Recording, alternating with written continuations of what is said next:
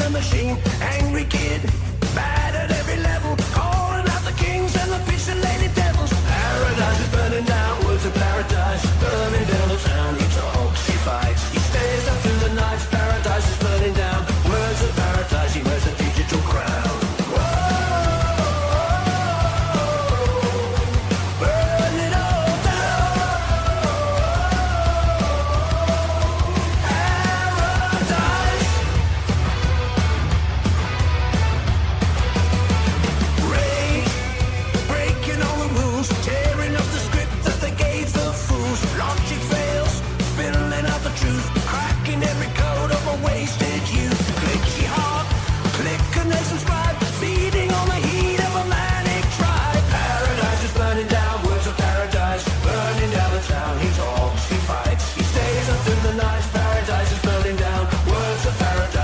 Digital crown. Burn it all down. Paradise. No more monsters, no more lies, no more games. Underneath the hollow skies, one man army gets the flood, stealing that potato like his fresh blue blood.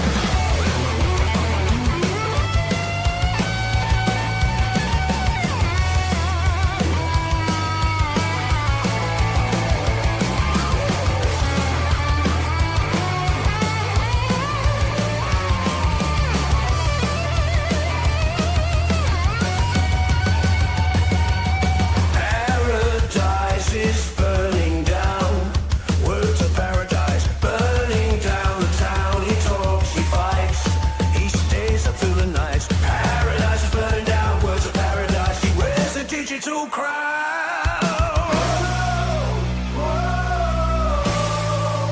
Burn it all down. Paradise.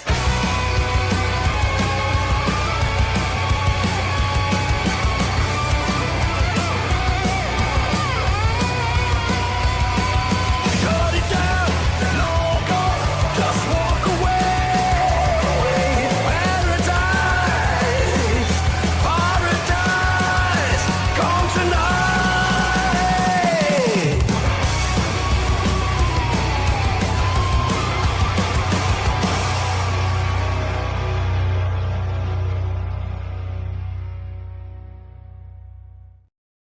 Welcome back to the lunch hour. How are you doing, Vital Idols? Dude, today gonna be a good day. Well, good day for some of us. Not a good day for Nux Taku, although I guess technically everything that went down Nux was yesterday. But I didn't find out about it until after yesterday's lunch hour stream. In fact, I think he dropped the video while we were live on the lunch hour yesterday. But we got more to talk about than just that. GTA 6 obviously got some mixed opinions. The Steam machine literally just went live 4 minutes ago. Maybe it was an hour and 4 minutes ago. I don't know if it was 1 p.m. Eastern or Central now I'm thinking about it.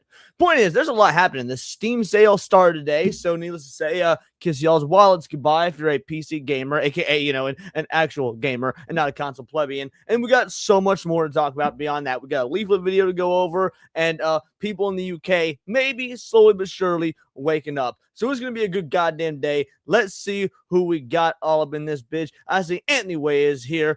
Free expression warrior, as much as I despise Nux, selling out his original principle. What? His original principle? What do you mean? Anyway, that's a weird sentence, but it's nice to see you. Jackass G2s is here. Shout out to you. Kicking the Nuts. St. Hugo. Jeremy Hughes Reviews. Clip 420. Michael Doberman. We got Vesco Rubino holding it down over on Kick. Valiant Goat, if I didn't say name already. Clip is also hopping over on Kick. You love to see it. I love when we get viewers on Kick. They come and go. Kick is a real weird platform, but I love it and love to see people appreciating over there.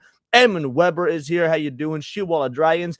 Kage the Cunning Linguist, which tell Sevi, by the way, that it's Kage. Every time you show up in her chat, she says Cage because she doesn't know anime.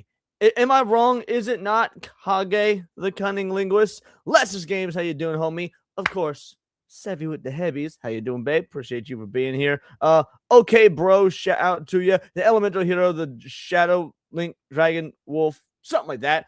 Jake motherfucking Martin. Guess we got a day off from work. What's good, idols? Look, dude, Jake, you love to see it. You got a day off work, guys. I was unable to say it by the time because Jake, because he's a working man, hadn't been around. But as of a week and 2 days ago, I think that's right, Jake. 9 days ago. Point is, as of 9 days ago, he officially did become the father. Everybody, tell Jake congratulations on this bitch. I want to hear everybody congratulate Jake on actually adding something of value to this world. D Draconic is here. Shout out Jinty Maxi, Gamer Nurse Gale. What is up, Gamer Nurse? JK1012.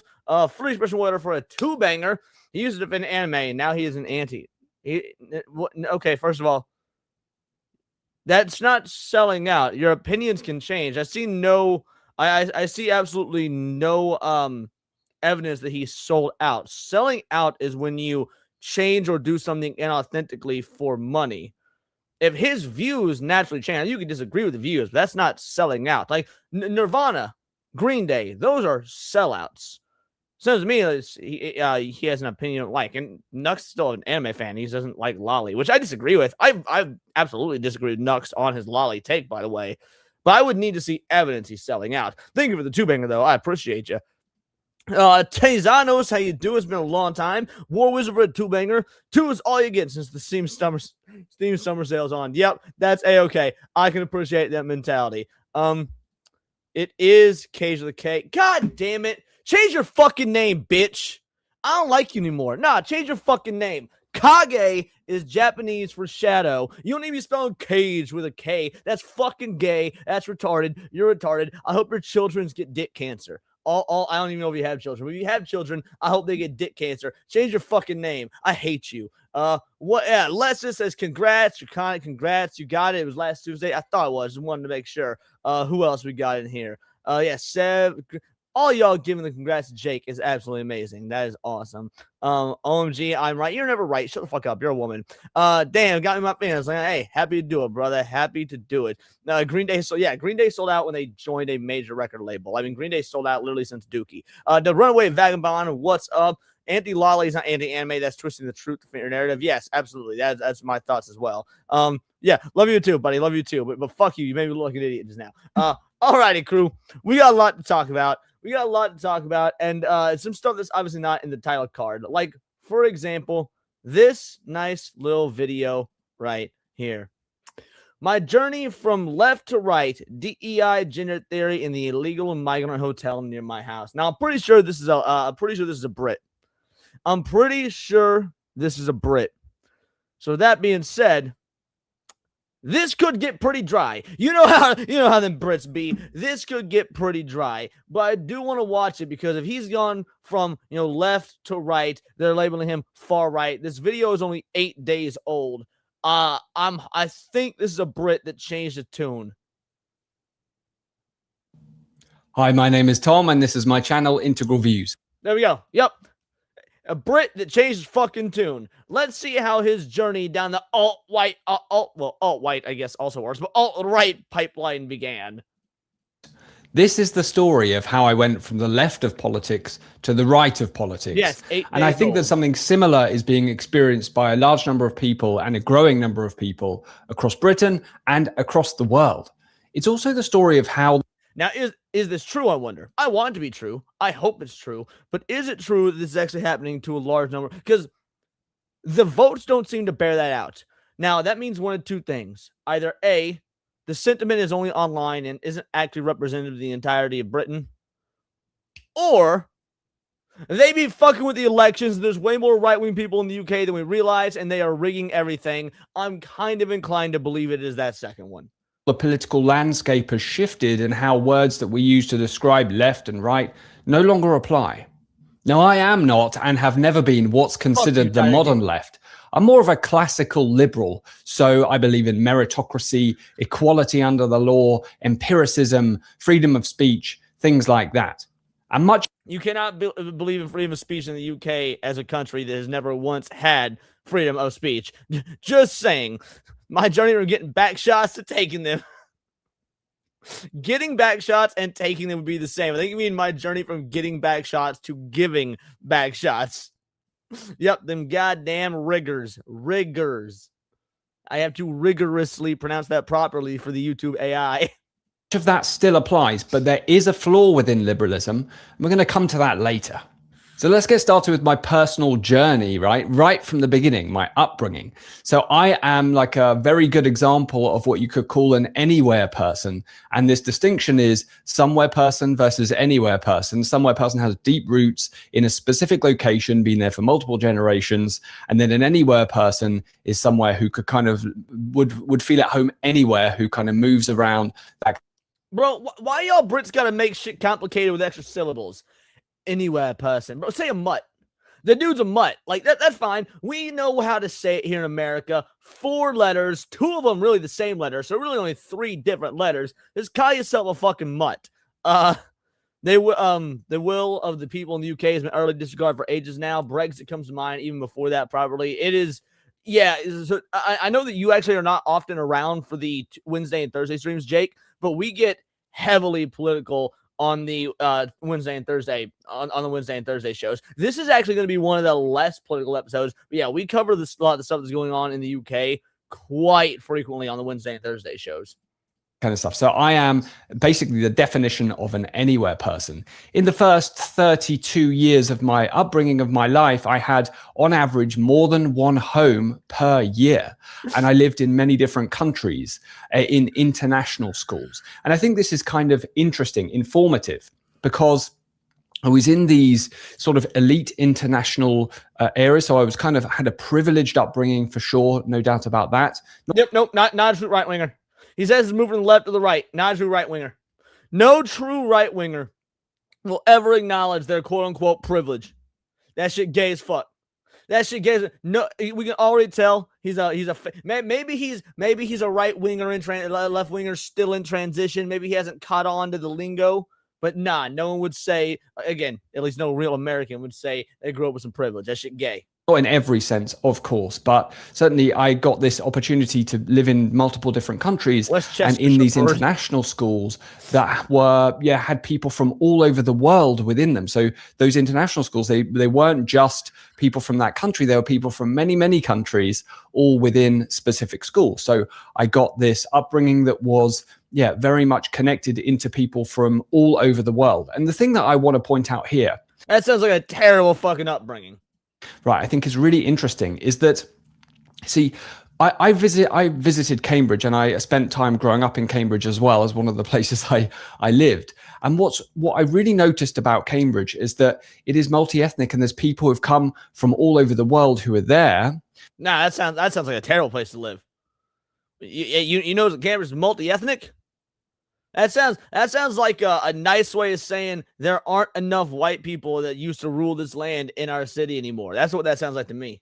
But they are the elite, right? So they are very intelligent people from all over the world. And then it's a selected group. And the same kind of thing can apply in the international schools that I grew up in, high wealth, a selected group, not really representative of the different cultures in all the different countries that the people. Right.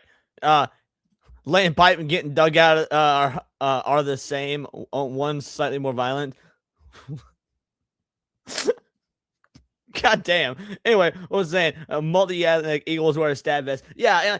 So what he's talking about, it's multi-ethnic, but it's different because it's, like a high wealth area and things like that. Yeah, that all sounds fine and dandy until you realize that those are the usurpers that helped get into office to write the policy to allow all their barbarian brethren from the low-income parts of all these countries into the country to usurp it from underneath. So it'd be like, oh, well, hey, I went to this, Cambridge, and I saw this multi-ethnic culture, but it was all the high-end stuff. Yeah, that doesn't fucking matter. You think that when they put Habib as mayor of Westchestershire or whatnot, that he wasn't one of the maybe best and brightest of his class? Nah, he was, and he is using that power now given to him by the state, or a state that he shouldn't be in, to bring in his barbarian brethren who were there, came from, and the same applies in Cambridge. Why is this important?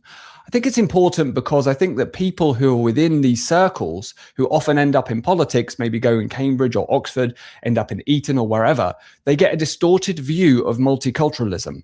And so I think that is not now. It's not distorted. Again, maybe he'll get me later on in the video, right? Maybe he'll say, hey, this is what I thought, and I turned out I was wrong. But no, it's not a distorted view. They know very much what they're doing. They're actively doing this because it is their goal, is their end game, specifically when it comes to Islam. Like when you're talking about the UK, you're going to talk about Islam. They are doing this as a way to conquer from within. There's no distorted view. They know exactly what they're doing. That's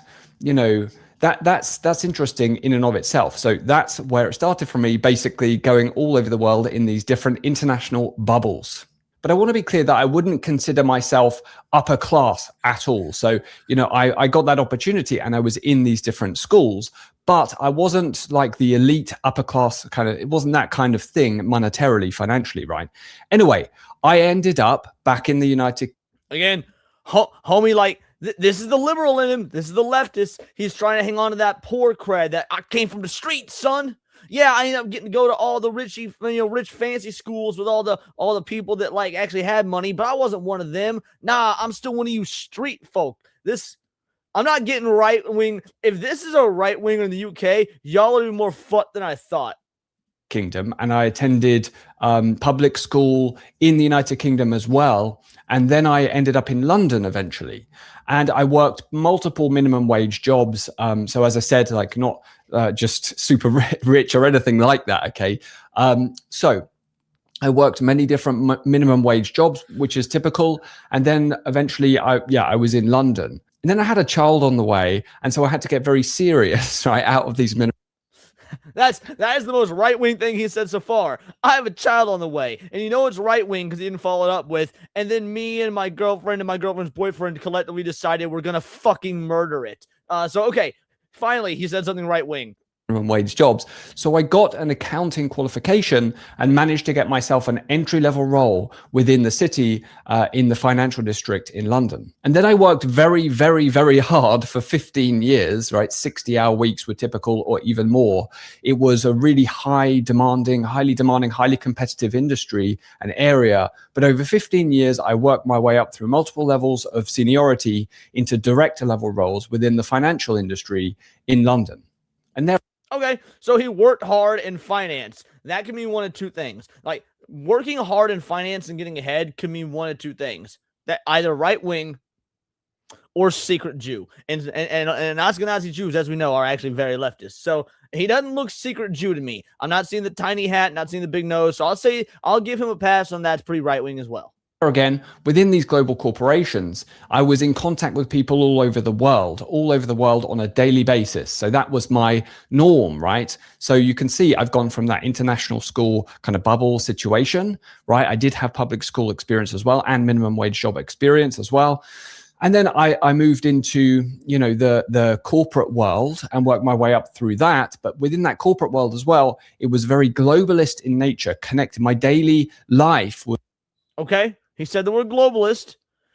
He seemed to have it say it with a neutral tone. Maybe he'll lean into using it with a negative connotation. If so, like he's slowly peppering in some right-wing stuff here. We got to play the game, and we'll need the answer by the time the video is over.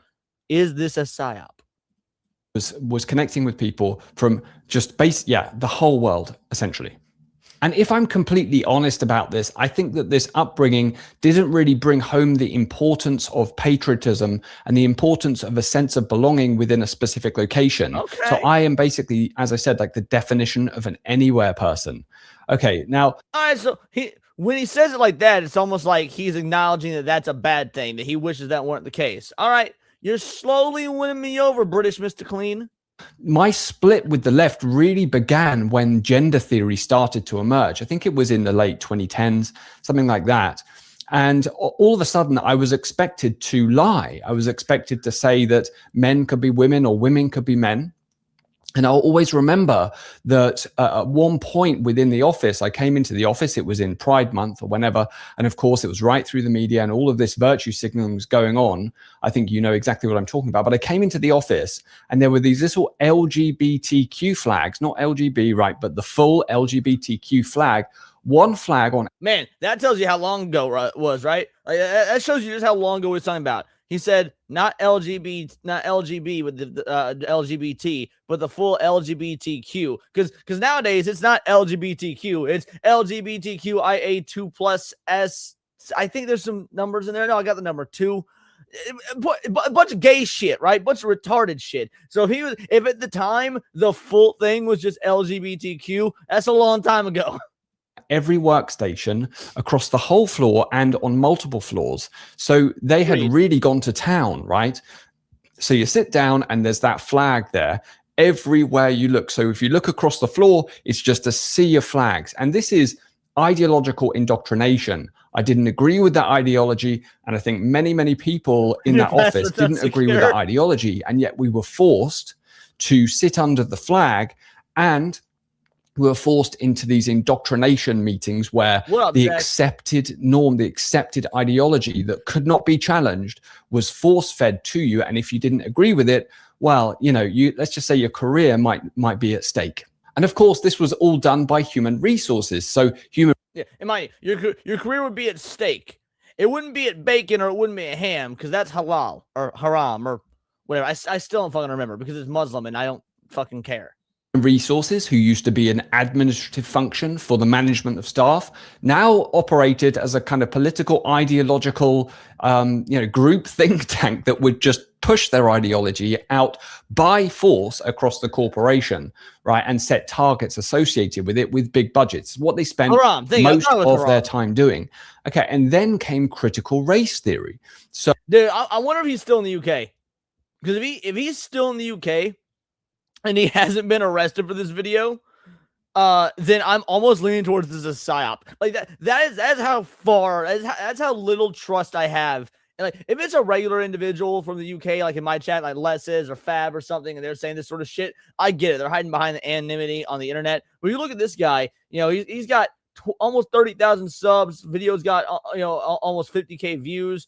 If he's still in the UK and he's making this video and he's not been arrested, I'm almost leaning towards fucking psyop. So I started to see all of these DEI, ethnicity, and gender targets that were released within performance metrics. You had to achieve a certain ethnicity split within your team, no matter the location of the office. And yeah, this was a hyper focus. And so within hiring, within redundancy decisions, within everything was this embedded focus, endless focus on ethnicity. Now, I thought the left were all about Martin Luther King's colorblindness and content of the character, but all of a sudden... Is that really a thing in the UK?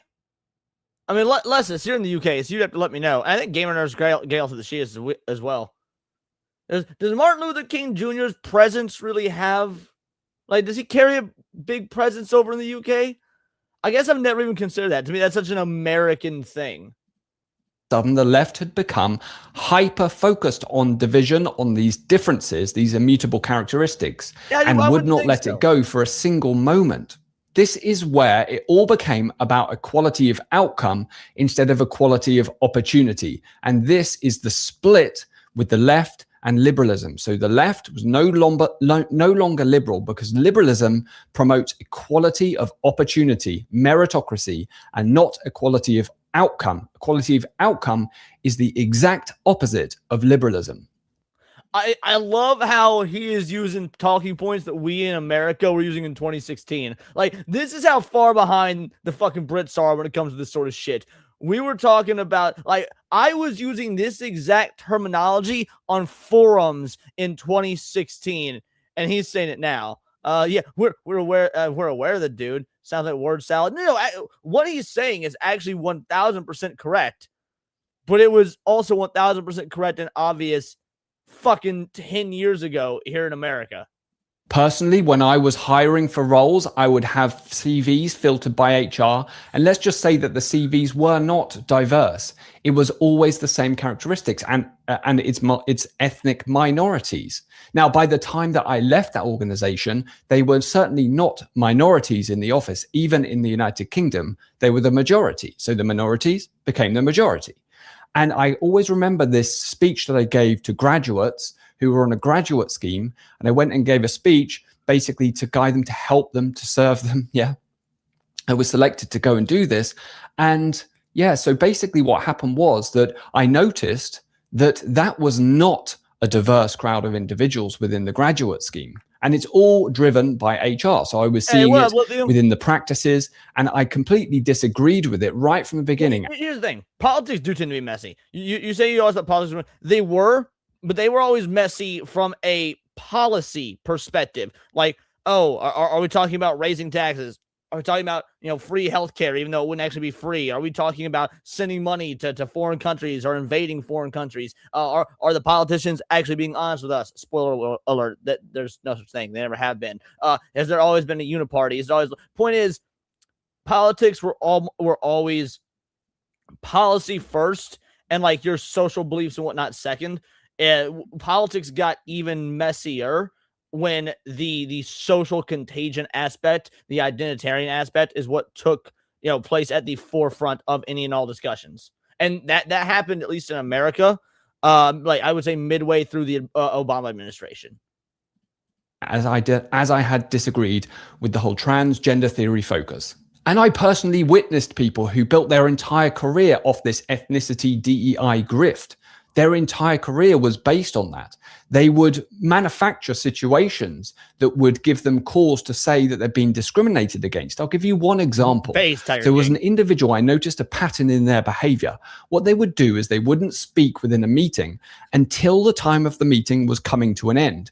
About 10 seconds from the end, something like that. I have heard liberal college professors say the same thing and complain about it and bitch and whinge and moan about it. Oh, why aren't my white male students speaking up? Gee, I wonder the fuck why. Once again, he's using talking points I've already heard. Like I didn't really think we get anything new from this. And to be fair, we still had a whole 15 minutes left in this video. But when he says that, left to right, DEI, gender theory, the illegal migrant hotel. Now, I really want to hear about that. The illegal migrant hotel near his house. But so far, all this is showing me is how far behind in the actual fight against this bullshit that the UK seems to be.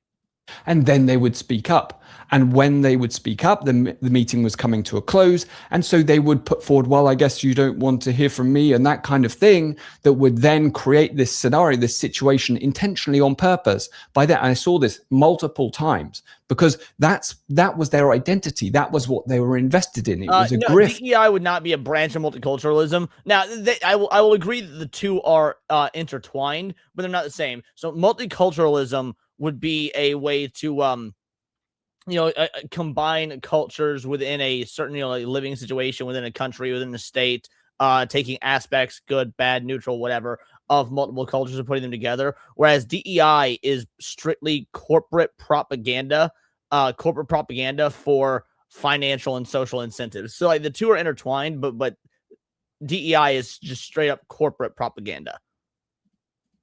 And essentially, they knew that they were protected because if anybody wanted to take action, to call them on it, anything like that, then, well, let's just say everybody knew what was to come next. And I'll be honest, those individuals were not productive. They were not capable individuals. They were there on that basis and that basis alone. It was directly tied into DEI. And so all of the kind of competitive spirit, the meritocracy, the togetherness even was completely eroded, and it was done at the most senior levels within the organization. So something had clearly gone very, very wrong with the left. It no longer represented my views. It had changed. I had not really changed, although my views did change. But next came redundancy for me. And so this was part of this constant offshoring of roles to lower costs and constant focus to bring in people from other ethnic backgrounds and other genders that were not me and move them into increasingly senior positions on purpose as targeted, and targets that are set out and bonuses paid in relation to, right, set by human resources that were basically extreme ideologues. So this all happened. And what I realized at that point was, yeah, my career is essentially over. There's no way I can go any higher, and I am locked in here at best, and my time is limited. Of course, then the redundancy came, but essentially they would do things like say, well, at this level of management, we have to have this level of representation that wasn't even reflective of the makeup, the ethnic makeup of that society. It was just wrong.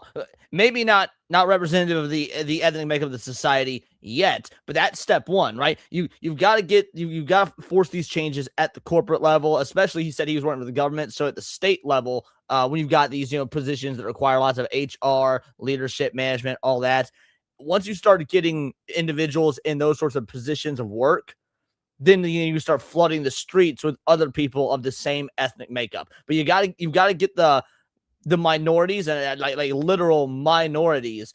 You got to get them in places of power first before you start bringing in all their barbarian brethren. So he was fine with it until it happened. To be fair, most people are. I don't actually even have an issue with that mentality. Most people don't realize this shit is happening until it's something that happens to affect them. Like, how many dumbass white liberals have we heard? Dumbass like white liberal women don't realize how much they hate these barbarian migrant Muslims and whatnot until one of them, rapes them or their kid. So I can't even get mad at that because, look, there's a lot of shit that goes on in the real world every day. Your job, your rent, getting groceries, all of that. People aren't paying attention to the news and politics 24/7 unless that is actively their job. So, yeah, I can't actually fault them for that. Yo, what up, Hypno? Everybody, drop them. If you're a member, drop them Hypno emojis in chat. And if you are not a member, go fuck yourself, become a member so you can drop the Hypno and Sevi and Cine emojis. Something that they picked out of the air and they call equality. I'll give you one more example on this before I move on. So I had this experience where I had 70% female representation within my direct leadership team. So there were managers who reported to me, 70% women. I think it was even 80% at one point. And Hypno for 22 months says, I'm a member. Yes, you are. And unlike the blacks, I bet you pay for your own membership. Shout out. Thank you, Hypno. I was told, basically, I had this thing with HR and I said, I've already achieved this, so I don't need to do any more. And, basically, maybe, how does this work? Does it work in the opposite direction as well? Are we talking about a specific split? And I was told by them, you can always do more. Think about that. What they were saying is I could get to 100% female and that would only and always be a good thing. Imagine what a miserable fucking experience that would be. What a miserable fucking experience if you've got a 70% female workplace and they're telling you you could get up to 100%. Bitch, you want this shit to crash and burn? I mean, it's the government, so it's going to crash and burn anyway. But imagine that at the corporate level. I don't want to see no 100% female work environment unless it's like a knitting company. And even if it's a knitting company, it needs to be dudes or Jews, unfortunately, handling the actual money and shit like that. That being said, shout out to my boy, Jake motherfucking Martin, coming in with the 5 Words of Paradise gifties. You absolute legend. Thank you so much. This is for you. Leon, Moxie, are y'all niggas happy? Y'all happy? You proud of yourself? I hope you niggas is happy. Congratulations to all the new single moms on the channel, but I just hope you niggas are just so happy with what you've done.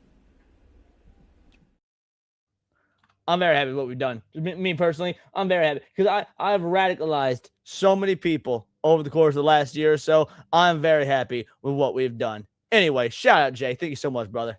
So this drive only ever moved in one direction, and it was against me specifically. And then I saw all of these different groups, right? So there was the women's group, there was the BME group, there were all of these kind of interest groups who got access to senior executives and help within their careers. And I specifically didn't get it because of my immutable characteristics that I can't do anything about. And so the left and this entire ideology was then morphed into exactly the thing that they were railing against in the past, which left me completely out.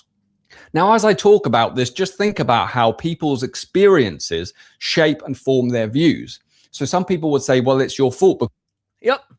People's experiences shape and form their views. For example, you might think, hey, I don't care if Muslims are in my country. Yeah, they got a different religion than me, but it's fine. And then they sit there and try and saw your fucking head off at like 2 p.m. on a Thursday when they're trying to get bread. And all of a sudden, you might not like Muslims so much anymore.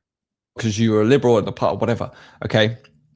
and you know you're this anywhere person, and so it's all your fault. But the thing is that people's minds are shaped by their experience, and so as more people get have these kind of experiences, then obviously the reality of what's being done ideologically on the left becomes increasingly apparent and obvious. So some people are still in a bubble where they haven't had the experience yet, but an increasing number of people have had these kind of experiences.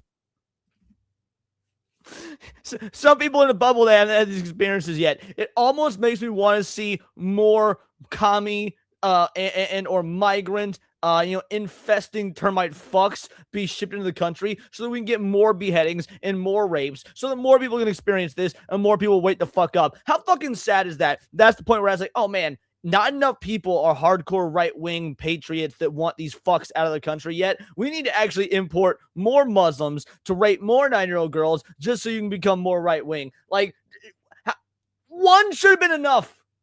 One single rape, one single beheading, that kind of should have been a fucking enough. The UK is so cooked, bro. And so we're seeing this shift, this political shift, an ideological shift. It's not people necessarily changing their opinions, actually. It's just that the whole, what's determined, what's called the left has moved. Anyway, right, redundancy came, and then I moved house. And I was in a working class community then, and basically what happened was that an illegal migrant hotel opened up close to my house. And I'd moved here for the safety, because I researched and looked at the different kind of the crime records, and there was a local park, a large park that was near the house. And I specifically made these decisions because of my children, and I want. I would say you're wrong. I would say you're wrong, Lucky Chris. Here's the dealio. Muslims follow an ideology where their own book says child marriage is okay. That in and of itself is evil. That in and of itself is evil. Unless they, full on renounce and denounce said ideology, as an individual, then nah, they're evil. Like when your entire religion includes in it the principle that it is okay to take a child bride, yeah, no, that's evil. If you don't get it by now that shit needs to happen in your attention, it had to be biblical, right?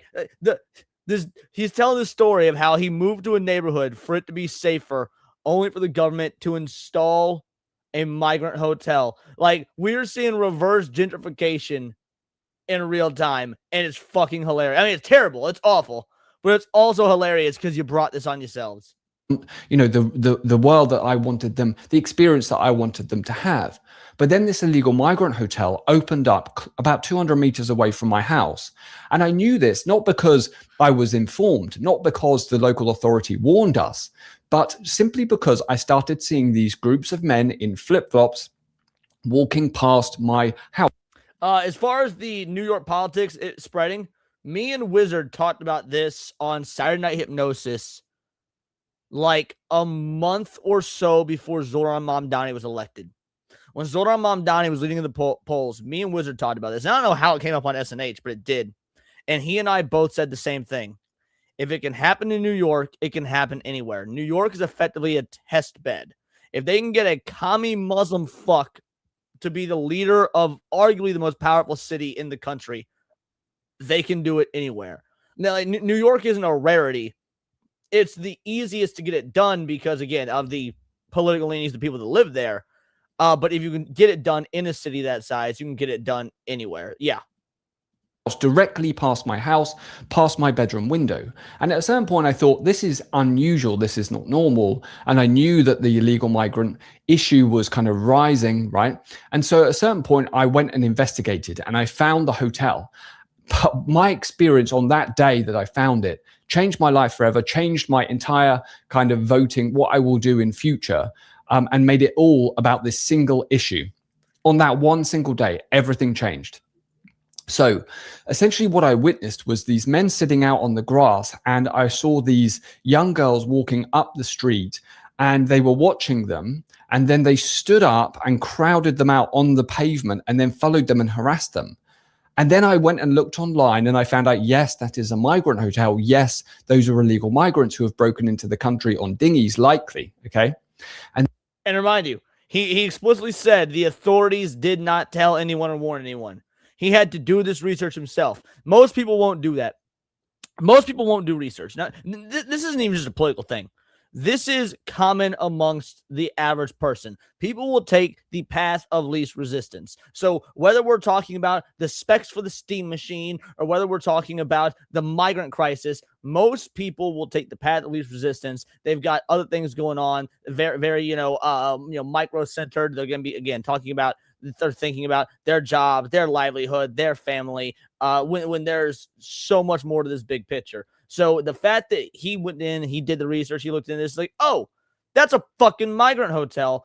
Most people aren't going to do that, and it's going to cost them because their safety is now at risk and they're unaware of it because they're going to be going out on the street, going about their daily life, and the next thing you know, Muslim dick up the asshole. Catch you later, Aztec. Have a good rest of your day. So yeah, like the lack of people doing this is what we talk about in tinfoil haters all the time. When we did the Club of Rome episode a couple weeks ago, like they're just spelling it out for us. The Club of Rome openly admits they want to get rid of private property. They want to give 15-year-old kids pamphlets on how to be queer and migrant activists. They want to remove any sense. They want to get rid of. They want to claim there's a meat shortage. They want to institute a global meat shortage. This isn't conspiracy stuff. They frequently and openly say it at things like the Davos meetings and on their own website, but people don't do the research. Can you please read that last comment? It's fucked up. Which one? I don't want Muslim dicks at the assholes. Hold on. Oh, the Jersey City one? Yeah. Jersey City on Monday, a group of 5 girls got acid thrown at them by 2 dudes on a moped. Media won't say they were Muslims for fear of being racist. Yes, that is absolutely correct. That's the thing for all those big cities. Chicago will make moves like that. Jersey, New York City, LA. Anytime an attack like this happens in a city like that, Minneapolis and St. Paul, that is 1,000% how it'll go. The Club of Rome, just watch the Tinfoil Haters episode on it. It's way too deep to get into. Then through that next summer, through that whole summer, that year, I think this was 2024. So through that entire summer, what I then saw was these individuals sitting out in the park, and they would, and I've made multiple videos on this, they would film young girls, they would stalk them, they would harass them, and they were there for that reason. Film young girls probably on cell phones given to them by the state, by the way. I don't know if that's the case. I can't prove that, but if I had to wager a guess, probably filming these young girls on phones that were provided to them by the state when they sought asylum. Reason entirely, right? That's what they were doing. And then they'd walk past my house, they'd litter, they'd shoplift. I spoke to people at a local row of shops, and all of the workers, the whole thing, the whole community changed in ways that was just horrible to see, because this was a working class community, right? It was multi-ethnic, and there's the Hindu guy at the DIY, the corner shop, the Sikh guys at the DIY shop. It was all interconnected and it was functional. And this just, y'all remember when Apu was a beautiful stereotype of a migrant back in The Simpsons? Yeah, Apu, guy that comes from another country. He came from, I think he's Indian, right? Comes from India or some fucking Sri Lanka, some fucking brown person land or whatever. Comes to Springfield, opens up himself a gas station. He's a business owner. He's successful. He's got family. He's got children. And now Apu looks like a fairy tale. It looks like an actual piece of fiction. Meanwhile, they write him out of the show because he's a racist stereotype. Apparently showing a successful Indian who has a thriving business and a loving family is racist, so they remove him from the show. Meanwhile, what's actually going on with these criminal migrants is they're raping 9-year-old girls and cutting off men's head. Just saying, that's the fuckery we live in. Threw everything out of the window. It was really nasty to witness. And so that is total and complete government and state failure in my opinion. And so as a result of that, I mean, it is shocking. You can hear about it, but once you actually witness it and you see what...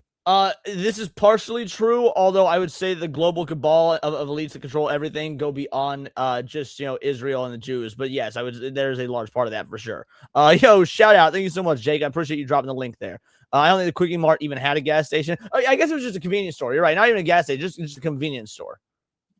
These men are doing, right? It changes everything when you see it yourself. So then what happened was that park that they hung out in, that was off limits. So it used to be where grandmothers would take the young children, right? And then all of a sudden it was just overrun. and it was unsafe. And so it changed the whole community. And there were multiple incidents, one of which I made a video about, where there was this man who was from Pakistan who was sitting drinking beer within the children's. I saw a clip of this video on X. I did not realize it was the same guy. Yeah, I saw a clip of this video on X months ago. Section, the fenced off, ring fenced children's section of the park. This is a huge park, could go anywhere, went there, and it happened every single day. Anyway, on this occasion, I confronted him and got him to leave. Now, there were two mothers and young children with young children there. And he was sitting there. It was incredibly threatening. He was watching them. He had his phone like this. It was not a good, safe situation whatsoever. Right. The point is, many of these instances occurred. And so I'm now a single issue voter. I'm a single issue voter. If you're going to be a single issue voter, look, I got no issue with you being a single issue voter if you're a single issue voter for the right thing. If you're a single issue voter on getting rid of commies and or Muslims, be a single issue voter, motherfucker. All day fucking long, be a single issue voter. If you're a single issue voter on making sure that trannies can't go in women's rooms and can't cut the cock off 12-year-old Timmy or whatnot, be a single. If you're a single issue voter on like free healthcare or not free healthcare. Now, mind you, I absolutely abhor the idea of quote unquote free healthcare. The point is that's not what we're being a single issue voter about. There's way more pressing shit. But if your ideology aligns with kicking out commies, Muslims, and trannies, then yes, that's what we're being a single issue voter for. Specifically on deporting all illegal migrants that have arrived in the country at any point since at least 2019. So fundamentally, my principles have not really changed. You could still call me a liberal to some extent. It has changed a bit, though, because I now recognize the importance of patriotism. And liberalism does not account for in-group preference. And we're seeing that unfold within the country, within Britain and many other countries. So we've got huge numbers of people who are coming in that was never democratically agreed upon, yeah? It was never democratically supported, done anyway, okay? In this late to the show, first thing I hear is tranny cutting the cock off little Timmy. Hail to you too, sir. Hail to you too, Ronan. With this mentality of globalism that is tied into liberalism. So this is where the flaw in liberalism really exists and how my views have kind of deviated from it. Essentially, it's not a flaw in liberalism. It's a flaw in democracy. They're different. You can have a mindset that's geared towards liberalism. Now, liberalism as in the intended term, like the idea of liberal being liberation, being free. But if you're going to have an ideology based upon liberalism, which is effectively what the entire U.S.'s ideology is based upon. Now, again, we're not talking about the actual governmental system. We're not talking about liberal and conservative and whatnot. And we're not talking about democracy. We're talking about liberalism as an idea of freedom. That's not necessarily a flaw. The flaw is in the execution of the democratic apparatus that is promoting said ideology. We've got these in-groups now, these large groups of people who are culturally changing the country in ways that, yeah, it's just unbelievable to witness. And so I do not support that. And as a result, I think that a lot of that mass migration that has occurred, certainly since the Boris wave, of those individuals who clearly don't align, clearly have not come to integrate or assimilate, who are just living in their own bubbles and have their own language. Integration and assimilation is there. They want you to integrate and assimilate with their forced culture they're bringing over here. They are not ever. It is an incompatible worldview. I say this every time we do a political segment, and I'm going to continue to say it. It's an incompatible worldview. They are more than willing to force you to capitulate to Sharia law. But if you don't agree with that, they will cut your fucking head off. Clothing, all of those kinds of things, that needs to be addressed. That's a real problem, because that causes division, especially when their entire worldview, that all of their values are totally different from the host nation.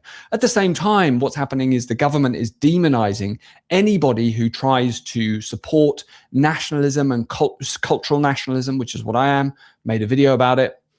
and patriotism. So those groups, that in-grouping, that preference, which is the host, gets demonized, whereas all of these other groups get promoted and protected, and unfair treatment in their favor consistently in laws, right? Whilst they push for blasphemy laws and all of these kinds of things within our governance, within our governmental system. So something is very, very clearly broken. So the system now refuses to acknowledge very significant cultural differences on the basis that if we acknowledge cultural differences, then what we're saying is one culture might be better than another one based on the... It is. There's no might. It is. Any culture that does not have as part of their ideology, hey, child brides is actually okay. Yeah, any culture that doesn't have that is automatically and inherently a better culture. There is no room for the word might. If your culture says raping 9-year-old girls is acceptable by our religion, fuck your culture. This is an objective statement. Evidence, and the evidence does show different outcomes based on different religions or backgrounds. It does. And so the liberal thing to do, which is associated with empiricism, is to get the evidence and then act accordingly. So the government is illiberal. Now, with regard to the use of the term far right, it is essentially meaningless, and it is being misused now by the establishment, by mainstream media, by the left. Okay, anything that doesn't agree specifically with their extremist ideology that is disconnected from history, right? Anything that doesn't agree with that completely is now far right. And that is absolutely ridiculous, of course. And it's used as some kind of demonization to try to push forward an ideology. But that ideology is producing horrific results, clearly, very, very clearly. So now anybody who disagrees with gender theory, who disagrees with complete open borders and allowing men to come in on dinghies into our country indefinitely and in infinite numbers. Here's the thing. The entire religion of Islam is inherently evil. But when you say, there's some of them may be good, that's on an individual level, very rarely, some may be good. But I'm sure you all heard of the jelly bean analogy, right? If you got 10 jelly beans, but one of them's bad, would you take the risk and just pop one of them jelly beans in? The obvious answer is no, right? When it comes to Islam, it's the inverse. It is the inverse. If you got 10 jelly beans and 9 of them are poisonous, would you take a fucking jelly bean? The state, on the other hand, is holding a gun to your head and saying, eat one anyway, motherfucker. Eat one anyway, or we'll blow your goddamn brains out. So your choice is either death by the state or death by the poison jelly bean that was placed there by the state. And anybody who recognizes the issues of these groups, these communities that now exist and are, essentially in their own world, right? Anybody who acknowledges any of that, well, they're now far right, apparently. Now, the left is now illiberal. They are not liberals. They are postmodernists. Cultural relativism, moral relativism, all of these kinds of things tie into postmodernism and relativism, not liberalism. Liberalism, by the way, is culturally British. So now what the left is doing, they are actively implementing ethnic and gender. The same as communism. I mean, it is an existential threat in the same way that communism is, but it's absolutely the opposite. Communism is inherently secular, whereas Islam is a worldview where the state is ruled by the religion, by their religious institutions, the whole nine. So Islam is actually the exact opposite of communism, but it's almost like a horseshoe theory. They're so far opposite that they just come around to the end goal and end danger effectively being the same. He means Marxist. Well, no, it's not even. I wouldn't even say it's Marxist, because Marxism is all about removing, adding the subjectivity, basically taking on a worldview that everything is subjective. Islam doesn't actually do that. It takes such a hardline stance on things not being objective that but again, it gets to the same end point of it being a existential threat. The discrimination within hiring practices, They refuse to look at evidence, as I've already clearly outlined, right? They refuse to track data. So we don't even know a huge amount of the harm that's been occurred because the government refuses to track the data. And the left is now causing major division by endlessly focusing on difference, right? On immutable characteristic differences or cultural differences. And then they will treat people and groups differently based on those differences. This is not equality. It is a split from equality. They are illiberal. The left are illiberal. So I have moved from the left of politics to the right of politics. But what I would say is actually it's the political spectrum that's really moved and not me so much. Although I have moved in one regard, one thing that has changed in my thinking. He's become racist and is now based because of it. He has become racist and is now based because of it. That's the one thing that's changed, right? Please tell me that's what it is. Just say it, homie. Just say it, Mr. Clean. Say, oh, I'm racist. And I would have so much respect for you. Is that I believe that liberalism doesn't account for in-group preference and the need to have a sense of belonging as a group of people, right, that kind of continues over time. So that is literally just several more syllables of saying I'm racist. Again, just say it. It's cool. We all are at this point. My beliefs are this now. So I think that we have to have that cultural stability and security long term. No, not cultural stability. Cultural homogeny. Cultural homogeny. Mass migration does not allow for that because it imports huge numbers of people who then do go about their own in-group preference with their own cultures. And the assumption of naive liberalism is that, of course, everyone would just live together and multiculturalism is fine. But that actually manifests as a form of tribalism. We have to have a sense of belonging, a connection for everybody in the country, and a shared sense of values, meaning, language, philosophy. All of these things are incredibly important because they define what it's like to live in that country. And this is what liberalism has not accounted for. So within liberalism, I agree with meritocracy, equality under the law within this country. So like, I think that you are mostly correct. See, here's the funny thing: it's not even racism. As funny as it is to say and whatnot, if we're being objective about it, racism isn't actually real, right? Because you don't usually hate people because of their race. You hate them because of their the ethnic culture, which, ethnicity and race aren't the same thing. Like, I hate the French. I loathe the French. Like, unironically, I'm obviously not racist against them. They're not a race. Now I'm, but I loathe their culture. I loathe who they are, what they stand for, the whole nine. So I'm clearly not racist against white people because there's other white cultures that I think are fucking awesome. I loathe China, but I love Japan. Well, mostly love Japan. There's some things about Japan that are really weird, but they get a pass because they're awesome. They gave us anime after we bombed the shit out of them. But anyway, so yeah, most people are not hating people based on race. In fact, I don't know anybody when you say, oh, I hate black people, I'm racist. Most people who would say that don't even actually hate black people. They hate American black culture. Country equality overall, no kind of ethnicity focus or gender focus on roles, just pure meritocracy. I support freedom of speech, which is a liberal principle as well. And I support rationality and empiricism. Fundamentally, I have evidence-based views. When the evidence changes, my views change. And that, again, is liberalism. But again, as I said, I'm not fully liberal because I think that it doesn't account for this in-group preference element. So here are some of my views that are now aligned with the right of politics, and some would even say far right, which is completely and utterly ridiculous, right? So I believe... And it's funny because far right is almost indistinguishable from far left at a policy level. Like when you look at...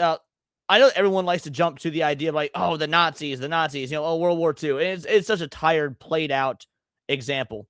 But I'm going to actually use it correctly here, unlike most other people. The reason the Nazis are called far right so often is because even though they were actually socialists, it stood for National Socialist Party, the ideologies of the far left and far right, again, horseshoe theory, always come to the same conclusion. These neo-Marxists can twist history, call Nazis far right when they were actually far left, and the differences in their policies and the way they executed said policies are so indistinguishable. It's basically a distinction without a difference. Like whether you called, there's always like, oh, the Nazis were actually socialists. Yes, that is absolutely true. But that you can call them far right and still be technically correct, because at the end of the day, the mechanisms and the end game was the same. Far left and far right want the same thing, just use a different angle of attack. The left wants to ban pretty women because male gays. The right wants to ban pretty women because lustful gays. Like that's a very modern example, but yes, exactly. Racist means that you are racist, but there's color, etc. I don't care if they're good or evil. Right? Yeah, exactly. It's most people don't actually care about color; they care about culture, and they just don't realize it because they're not smart enough to articulate it. In strong borders. I think that we have to reverse illegal migration, as I have said, all the way back to 2019. And then I think that we need to reverse some of the mass migration that has occurred. I think that we should reverse the entire Boris wave, right? Because that was very clearly undemocratic, and those individuals are not British citizens. And it's absolutely normal for people to come to a country. Even if they were British citizens, fucking denaturalize. They shouldn't be like, for whatever one slipped through the cracks and for whatever reason got that British, citizenship. Sorry, if you don't conform with the culture, you're not a fucking citizen, regardless of what a goddamn piece of paper says. Like having a driver's license does not make you a better driver. It's just really useful to have on you if you get pulled over. You know what I mean? Like. Work for a time and then leave. That is normal. Apparently the left thinks that that's kind of, I don't know, completely unacceptable and unusual, but that happens all of the time. So I think that that needs to occur. And then I do not support diversity, equity, and inclusion whatsoever. I don't think that we should be endlessly focused on ethnicity and gender. I think it's divisive and wrong and illiberal. And the same applies to gender theory. I will never support and have never supported the trans ideology and gender theory overall. So that's how someone can go from the left of politics to the right of politics. And I think that my story, to some extent, some parts of it, and that journey ideologically at least, will resonate with a lot of people. I think a lot of people are going through that similar kind of journey, right? So that's how I've ended up where I am. Okay, so I hope you enjoyed that video. Please like it if you liked it. And then subscribe to my channel if you want to hear more from me and you're not subscribed already. Hi. So this is an interesting video. I'll drop it in the chat for you guys. He did not say anything that we didn't already know. But I am curious if that, like, part of me thinks this is a very good normie-friendly video to get them to think about this sort of stuff. Maybe only for a UK audience. I cannot think of a single person in the US that I've met that has any sort of. Now, whether they agree or disagree, by the way, whether they agree with the guy or disagree, you could be a raging leftist lunatic. You would have at least thought about the stuff he said and just come to a different conclusion, came to the conclusion that, like, oh, no, DEI is actually based and it's awesome, this, that, and the other. So I guess maybe the UK is so far behind. This would work on waking a few of them up. I mean, the video is doing relatively well. So, yeah, I don't know. It's nice to see people in the UK actually saying this shit and fucking not getting arrested for it. But beyond that, yeah, I don't know. There was nothing really new there.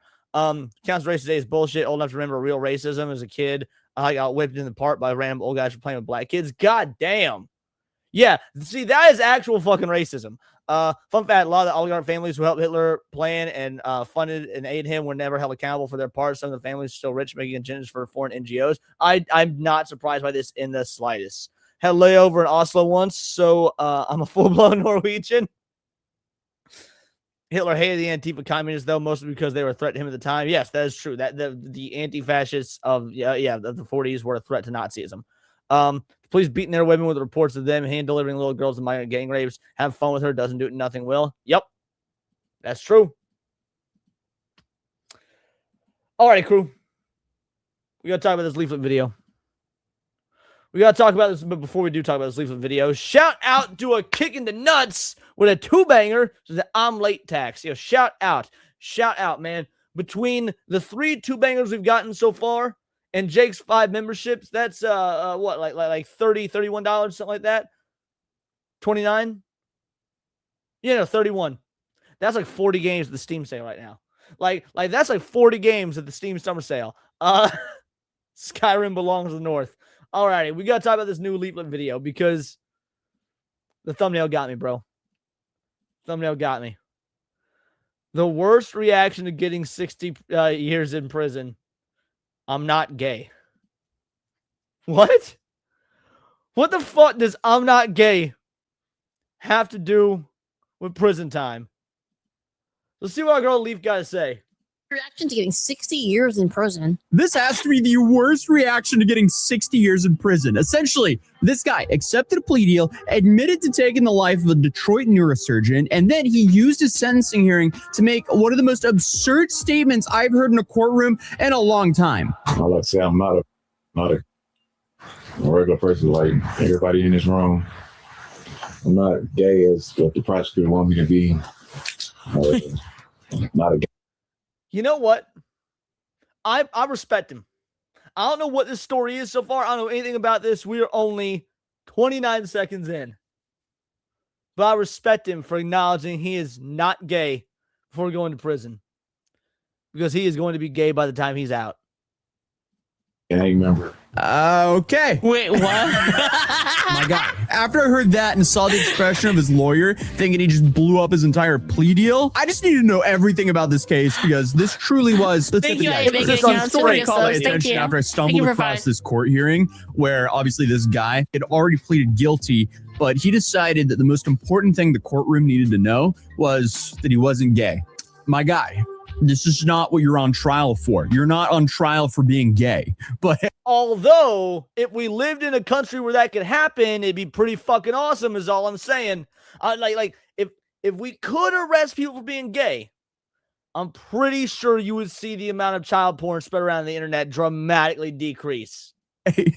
Once I started digging into what he was on trial for and how he even got there, the story, I just had to make a video on it. But don't get me wrong, this whole story is a tragedy, but the stupidity involved is quite entertaining. But unfortunately, the whole story starts off with Dr. Devin Hoover, who was a well-known Detroit neurosurgeon. Let's see where it is. Did you guys know that Canada is south of Detroit? Okay, anyway, so he was... Yes, it's actually a very fun fact. This guy who spent years becoming one of the top brain surgeons in the city, and he lived in a massive... I once stayed at a place about 40 minutes, about 40 minutes outside Detroit.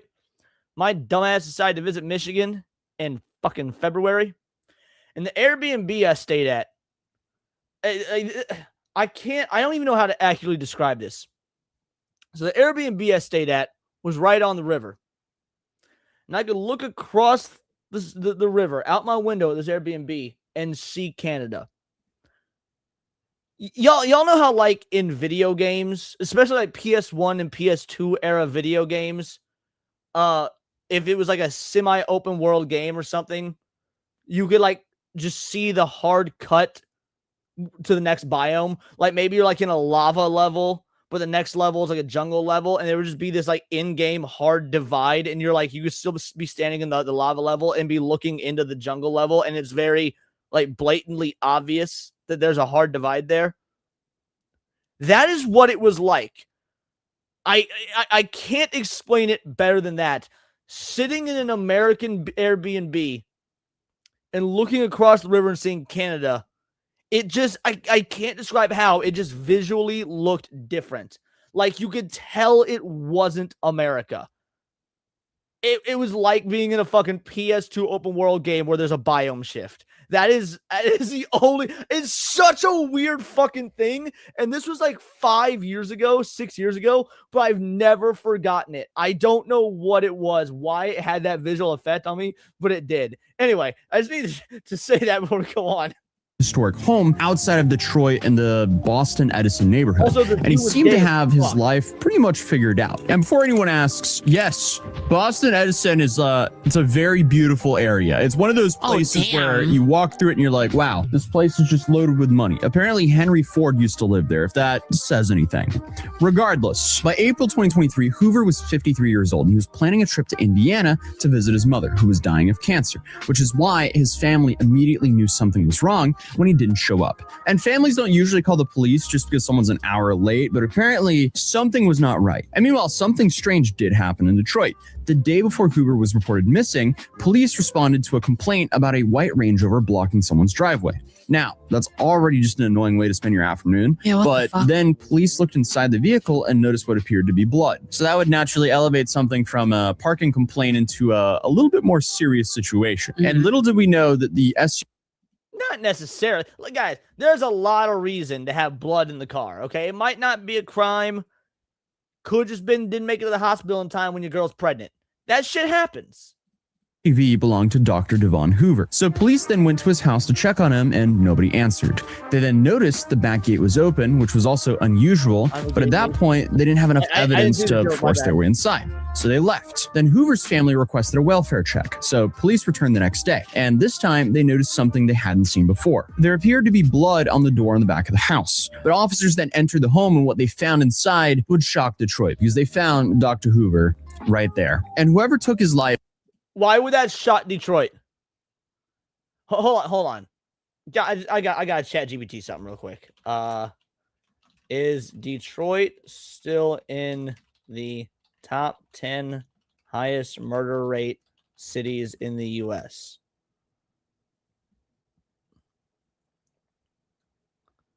No, based on the latest available data, Detroit is generally no longer considered to be in the top 10 of the U.S. cities by murder rate, although it remains well above national average. Reason that Detroit has been substantial decline in homicides over the past few years. 2022, 309 homicides. 2023, 252. 2024, 203. 2025, 165. The fewest in more than 60 years. For 2024, Detroit's homicide rate was 31 to 32 per 1,000 people, which is down 37% for 2022. Even so, days of the season most commonly ranked ahead Detroit are St. Louis, one of my favorite vacation spots. That says a lot. Memphis, another one of my favorite vacation spots. New Orleans, Baltimore, Jackson, Birmingham. So I've been to half these cities. You know what? I've always been fine, but I've also always had a gun and or knife on me when I went. So maybe that says anything. The point is, there's a lot of murders in Detroit. A lot of murders in Detroit. So when he says this shot Detroit, I don't know why it would shock it. If you're a cop in Detroit, and my grandfather was a cop in Detroit in the 70s, by the way, when that shit was a real shithole. Like, it's still a shithole, but it was a real shithole. Anyway, I don't know why they'd be surprised. You found blood in the car and blood on the doorknob. Murder should probably be your default mindset. And then if it's not murder, it's like a fucking Bob Ross painting, like a nice little happy accident that it wasn't a fucking murder. They've had apparently gone through a decent amount of effort to try to make sure nobody could find him. Because inside the home, officers eventually discovered Hoover's body wrapped in a carpet. Not New Orleans, my bad. I spent a lot of time in Louisiana, but I've never been to New Orleans. I've been to Shreveport and Baton Rouge. And shoved into a third-floor crawl space. And whoever did all of this fired 2 bullets in the back of his head. So obviously, any accident or medical emergency was ruled out right away. Then on top of that, his cell phone, wallet, cash, and credit cards were gone. Expensive watches were also missing. And then, of course, almost immediately after, fraudulent transactions started showing up on his accounts, which is, I guess, always one of the dumbest parts of these cases. Yeah, like, because, what the... committing a crime, that's who obviously thought that would be a good idea? But, committing... And then and then because they can tie that to cameras, right? They can find out like when they purchase the thing, and then there's security. Like, we live in the world where the security cameras everywhere. Like, you gotta be like freaking stupid. Yes, we live in psychopath land, and I don't like it. Like, it's great for cases like this and whatnot. I get it, but we also live in a soft surveillance state. I think this is a good idea. Immediately going shopping with the victim's money, that feels like a whole new level of stupidity. It's almost like robbing a bank but then posting a selfie from inside of the vault. Because you're just leaving the investigators a massive trail of breadcrumbs, hoping they somehow just decide not to follow them. So he went through all of this trouble of like hiding the doctor in a rug in a 3rd floor crawl space to then take his credit card and go on a shopping spree at the mall. Hello? But regardless, at first, police still had a big problem. They know what happened, but they just didn't know exactly who did it, or at least they didn't have enough evidence to prove it. So while the crime itself was awful, the thing that would really mess the whole investigation up is the fact that Dr. Devon Hoover's personal life was very different from what it first appeared. But apparently it didn't take too long for the detectives to keep coming back. Was the doc secretly gay? Is that why the murderer in the fucking trial had to say that he wasn't gay? Because the doc was secretly gay? Is that the route this is going? I hope to God this is the route it's going. Like, secret gay lifestyle exposed a fucking murderer. That, yes. Oh, that is fucking funny. Back to the same name, a 34-year-old Detroit man named Desmond Burks. So at this point, if you're imagining some longtime friend, coworker, former patient, or maybe a business partner, no, that's not where the story's going, because the relationship between Hoover and Burks was something very different. And this is where the story takes a turn that explains why the investigation ended up taking more than a year. Because according to investigators, the two men, they knew each other extremely well. In fact, when detectives started digging through Hoover's phone records, they found roughly 4,000 text messages. So clearly, please tell me they met on Grindr. Bro, please tell me they met on Grindr. these people were talking, and prosecutors would later argue that the messages showed the two men had been involved intimately for years, and that Burks would sometimes charge Hoover Wait, for, that's why you said he's not gay? encounters together. And I guess if you're wondering whether that came to a surprise to people around Hoover, the answer appears to be yes. So one of the reasons investigators said this case took so long was because many witnesses were reluctant to talk about the relationship. Prosecutors described the situation as sensitive and personal, which apparently made getting people to help them a whole lot more difficult. And honestly, I mean, I can kind of see why. Like, imagine being a detective trying to solve it, and every new piece of evidence somehow makes the situation even more complicated and awkward. Because at first, it just looked like a robbery that went really bad, and then it looked like a robbery involving someone who actually knew the victim. Then it started looking like a robbery involving someone the victim was romantically involved with. And that's... Let's not use the term romantic. Let's just put a cap in that right now. Guys, sex is a beautiful thing when it's between a man and a woman. When dicks start going in buttholes, it ceases to be a romantic involvement. At that point, it just becomes weird, gross, carnal blasphemy. Blasphemy is not really the right word, but you get what I'm saying. It's disgusting. It's not romantic. When the digital evidence started piling up. So investigators found phone data that placed Hoover's cell phone at the same area as Burke's after the crime. So surveillance footage then showed someone parking Hoover's Range Rover where it was later discovered. And apparently that person was carrying a backpack and walking with a noticeable limp, which is important because Burks was apparently known to have been recovering from a gunshot wound to his hip around the same time. And the problem for Burks was that this wasn't the only thing investigators were finding. Police eventually searched properties connected to him. They recovered expensive watches that belonged to Hoover, including one watch that Hoover had purchased literally the day before his life was taken. So by the summer of 2024, prosecutors believed they had a tight case. I guess the only problem is it had already been over a year since Hoover's life was taken. And during that whole year... What is this? It's the story of a court case hearing where the murderer had to proclaim to the entire court he was not gay. Something else happened. Something that would land Desmond Burks back into jail long before he was even charged for the crime against Dr. Hoover. And this is just crazy because one would think that, you know, if you're currently being investigated for a crime, the goal would probably be to avoid drawing any additional attention to yourself, but... Yeah, we saw the guy. He was black. Black in Detroit. Let's be real. It really isn't that difficult. But that was apparently not the route that Desmond Burks chose. Yeah, he is right. That's smart. While investigators were still building their case, Burks found himself at the center of an entirely separate case because on April 17, 2024, nearly a year after Dr. Hoover's life was taken, Burks was driving in Detroit when another driver, 67-year-old Rita Saleh, accidentally bumped into the back of his vehicle. And let's be honest, you know, getting rear-ended, that's annoying. Nobody enjoys it. Most people handle it by exchanging. I'm pretty sure Dr. Hoover enjoyed the rear ending. Changing insurance information and then spending 6 months arguing with Progressive or something like that.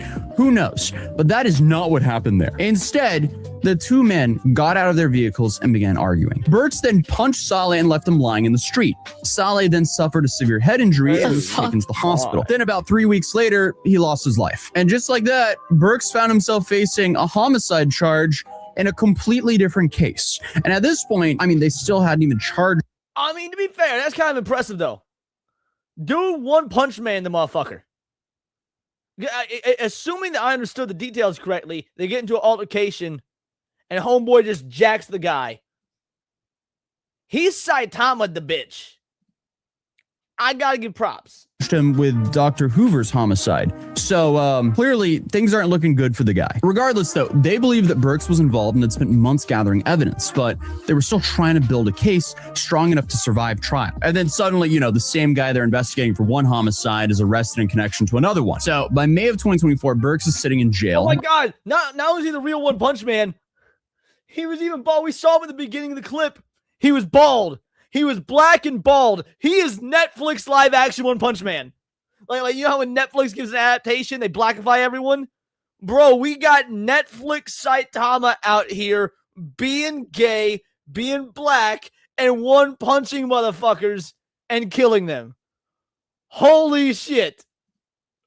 On a $1 million bond for the whole Sala case. And a few months later, prosecutors finally made the move. In August of 2024, more than 15 months after Dr. Hoover was found in his home, Wayne County prosecutor Kim Worthy announced charges against Desmond Burks. According to prosecutors, the investigation had stretched across multiple states, multiple countries, dozens of officers, thousands of messages, and mountains of digital evidence, and more than a year of work. And I guess the Burks would face them to prove it at trial. So for nearly 2 years, that appeared. I would not be mad if Netflix made that happen. It would be like the Netflix equivalent to the Ghost Stories dub. Like, you know how I don't care if you're a dub or a sub only person or not. Even the most diehard sub only viewer will be like, yeah, but Ghost Stories is okay. If they gave us the gay black criminal One Punch Man adaptation on Netflix, I'd be like, you know what? Bravo. Bravo, Netflix. I don't care what you learned in school. My grandma told me Saitama was a gay black Negro. To be the plan. Burks pleaded not guilty. His attorneys challenged the evidence. There were hearings, delays, competency questions, preliminary examinations, and enough court appearances to make everyone involved wonder if this case was actually ever going to get a jury. And at least from the defense perspective, there was at least one argument they kept coming back to. The evidence was largely circumstantial. Now, circumstantial evidence is one of those phrases that gets thrown around a lot in true crime cases because people hear it and they think it means weak evidence. So I guess to explain it a little bit, if your fingerprints are on the cookie jar and there's chocolate chips on your face and you're standing over an empty plate, that's all circumstantial evidence. And it's not really looking great for your defense if you're being accused of eating the last cookie. But Burks' attorneys maintained there was no direct evidence showing him actually pulling the trigger here. And eventually, the case was then set for trial. So by January of 2026, jury selection was underway, and the Hoover family was preparing to sit through weeks of testimony. Prosecutors were then preparing to present years' worth of investigative work, but then, at the last possible moment, Burks accepted a plea deal, just like that. After years of denying everything, he pleaded guilty to second-degree murder. He also pleaded guilty to larceny. What? I've never understood this, and it's a bummer because my lawyer girlfriend I don't think is in the chat right now. If you're, I've taken plea deals before. I've fucked up. I've broken the law. I've taken plea deals, right? But it's always been like, oh, to get probation instead of like going to fucking jail or something. Why on earth would you take a plea deal that's still like second degree murder? At that point, let's say the original charge was life in prison. And you take the plea deal as, oh, it's second degree murder. Now it's only 35 years in prison. Bro, you look like you were like 45 already. 35 years old. At that point, 35 years in prison. It may as well be life, bitch. What's the fucking point? Using a computer to commit a crime, weapons charges, and admitted responsibility in the separate Rita Saleh case. And the deal allowed him to avoid the possibility of spending the rest of his life in prison without parole on the original first-degree charge. So what changed? Did he suddenly have a change of heart? Only Burks knows the answer to that, honestly. But after years of saying that prosecutors had the wrong guy, he was now standing in court admitting guilt, which honestly should have just brought the whole story to conclusion. You know, the family, they could avoid a trial, the court could move on to sentencing, but then the hearing came, and before Burks ever got a chance to...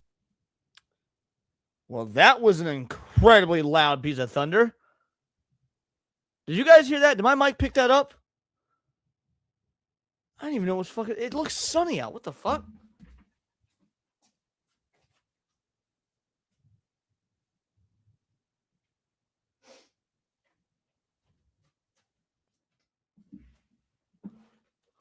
Huh. Well, I'm gonna keep going with this. I'm gonna keep going. Thor just please, and had to do with hope. I heard that. Did ACDC just did what? Did you come to visit Leon? Sunday you might see freedom again. Yeah.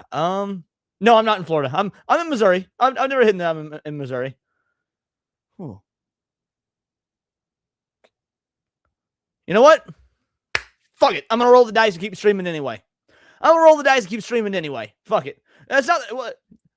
I'm more scared because I don't want my fucking computer to be fried if like there's a power outage or something. But you know what? Fuck it. I'm gonna roll the dice. We'll keep going. The courtroom spent nearly an hour listening to members of Hoover's family describe what the crime had done to them. And honestly, some of those statements were just heartbreaking. If the stream dies, you guys know what happened. Because remember, Hoover's family wasn't just dealing with this crime. His mother was also dying of cancer at the exact same time. Several family members talked about how they expected to gather around their mother's bedside together, only to find themselves planning 2 funerals the same week. One for the doctor and one for their mother. And again, family members talked about forgiveness. Desmond, I forgive you. I will not hold bitterness and hatred in my heart towards you for the evil you have. Fuck pussy ass bitches like this. Black Saitama here. Fucking murdered your gay dad, who I'm sure you did not know was gay until Black Saitama murdered him. That's a double fucking whammy. Now, the only way I would agree with you for forgiving him is if you were a staunch homophobe. It's like, never mind, you did the world a service because there's one less gay dude now. Like, obviously, that's probably not the way his son feels. Like, in all seriousness, fuck these losers. They're like, I forgive you.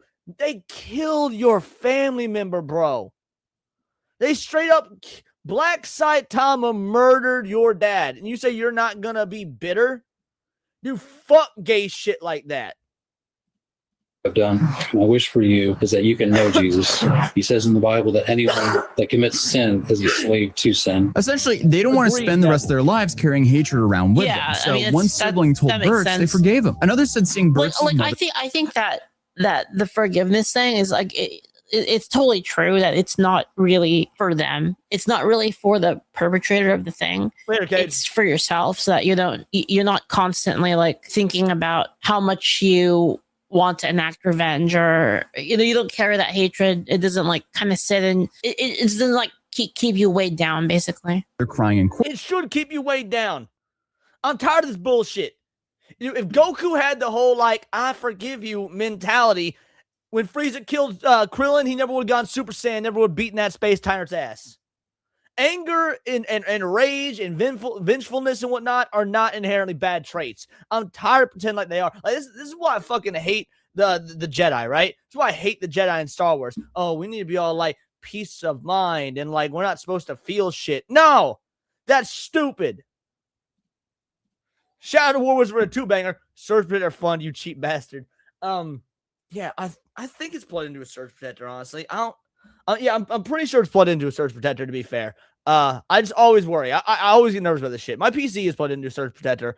I just always get nervous about that shit. Frieza was effectively forgiven, though. Nah, yes, I know you despise Star Wars. Frieza wasn't forgiven. Goku didn't forgive him. Goku just let him live. But it wasn't out of forgiveness. It was out of humiliation. He wanted to humiliate Frieza so bad by beating him and not killing him. Like, it was a humiliation ritual. The only way you don't fear shit, or wait, I think it's supposed to be feel shit, is that they're assholes. Oh, you know what? No, we're moving on. Forgiveness between them and God. It's my job to raise me. I don't remember what quote that's from, but yeah, it's a dope-ass quote. Goku spared Frieza and gave him a chance to escape Namek. Then Frieza bitched out in the end. Yeah, but that wasn't forgiveness. That was mercy. Mercy and forgiveness are not the same thing. Or change something in their heart. Now, at one point, they even brought Burks a Bible, which, no matter what your religious beliefs are, it's a pretty incredible thing to do for a person who took the life of your brother. And the entire time all this is happening, people started noticing Burks' behavior. According to courtroom observers, he was smiling. How can I forget that? That's my second favorite Denzel movie. Possibly my favorite Denzel movie, actually. It's either favorite or second favorite. It's real tough between that and Book of Eli. Smirking, rolling his eyes, picking at his nails, throwing peace signs, waving. smirking, rolling his eyes, picking at his. And he wants us to believe he ain't gay. He's picking at, bro. I can't tell y'all the last time I got some dirty. I would have dirty ass fingernails if I didn't constantly bite my nails. I constantly bite my nails. Dude is picking at his fucking fingernails in court, and he wants us to believe he's not gay. I was raised in a Christian family as well. That doesn't mean the whole forgiveness thing toward when someone murders your father isn't retarded. Nails, throwing peace signs, waving, the whole 9 yards. I like that. I'm not a regular person like everybody in this room. And those are the two main corrections I want to make in the pre-sentence report as far as information. I mean, why would you ever do something like this? It's like, come on, dude. What you did is absolutely disgusting. Why do you keep on having to double down on that? I imagine somewhere in that courtroom, his lawyers were experiencing the legal equivalent of watching your toddler sprint towards a swimming pool. Like, you know what's going to happen. There's just nothing you can do to stop it. But finally, Burks got his chance to address the court. And somehow things just got even worse because he immediately started talking about himself. I like to say I'm not a regular person like everybody in this room. I'm not gay as what the prosecutor want me to be. Yeah, that's a bold opening. I'm not as gay. So he didn't say he wasn't gay. I guess I misheard the quote when they played at the beginning. He didn't say he wasn't gay. He said he is not as gay as the prosecutor wants him to be. Guys, I don't know how to tell you this. There's no tiers to homosexuality. If you suck a cock, if you fuck an ass, if you get fucked in the ass, if you do any of that shit as a man with another man, you're gay. There's like no like, oh, starter Pokemon, Squirtle gay that evolves into, War Turtle gay, and then there's finally like ultimate level Blastoise gay. It's just gay. It's just, you're like Mr. Mime. You don't have an evolution. You're just gay.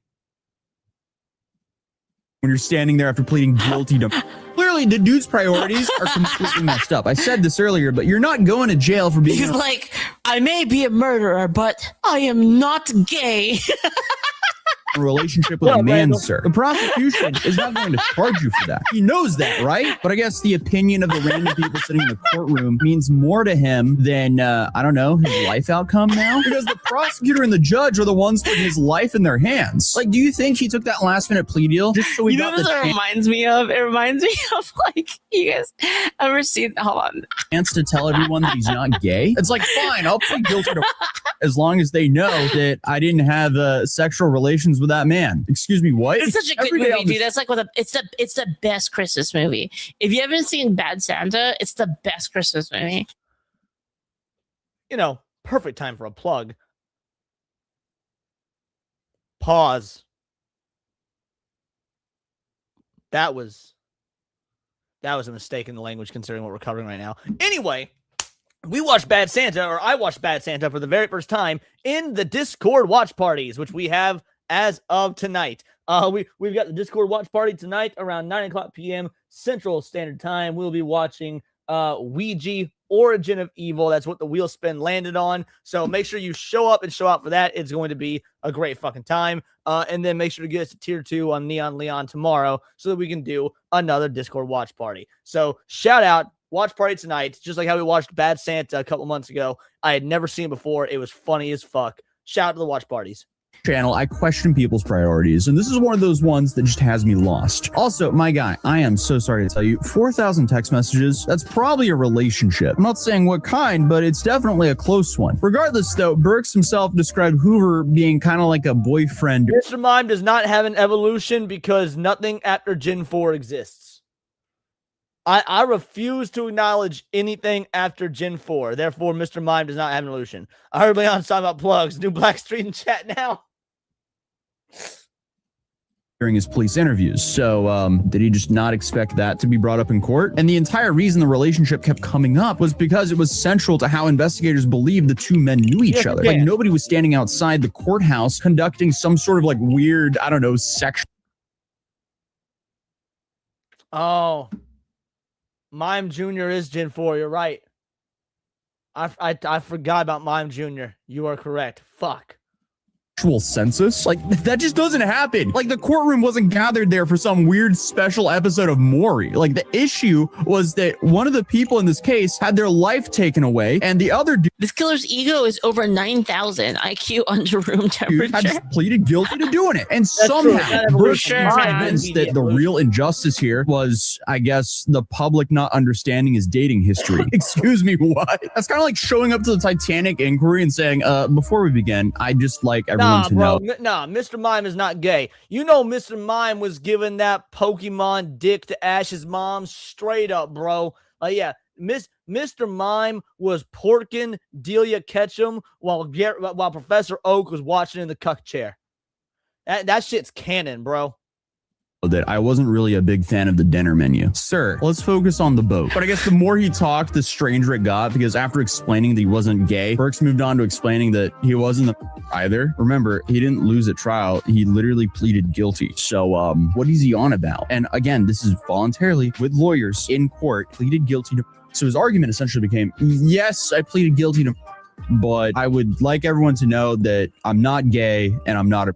Okay, then. Like, the victim's family had spent a morning talking about grief, forgiveness, faith, and healing. Burks just spent it trying to beat the allegations that at this point weren't even the reason that he was in the courtroom, because again, he already pleaded guilty. And eventually the judge had enough. He delivered the line that basically ended the entire discussion. Quite frankly, you're sir. All I have to say is, quite frankly, you are, sir. You pled under oath to that. You're a what? Hold on. It was censored. Is it murderer? Is that what are they censoring murderer? Hold on, I gotta roll this back and try to figure out what they're saying.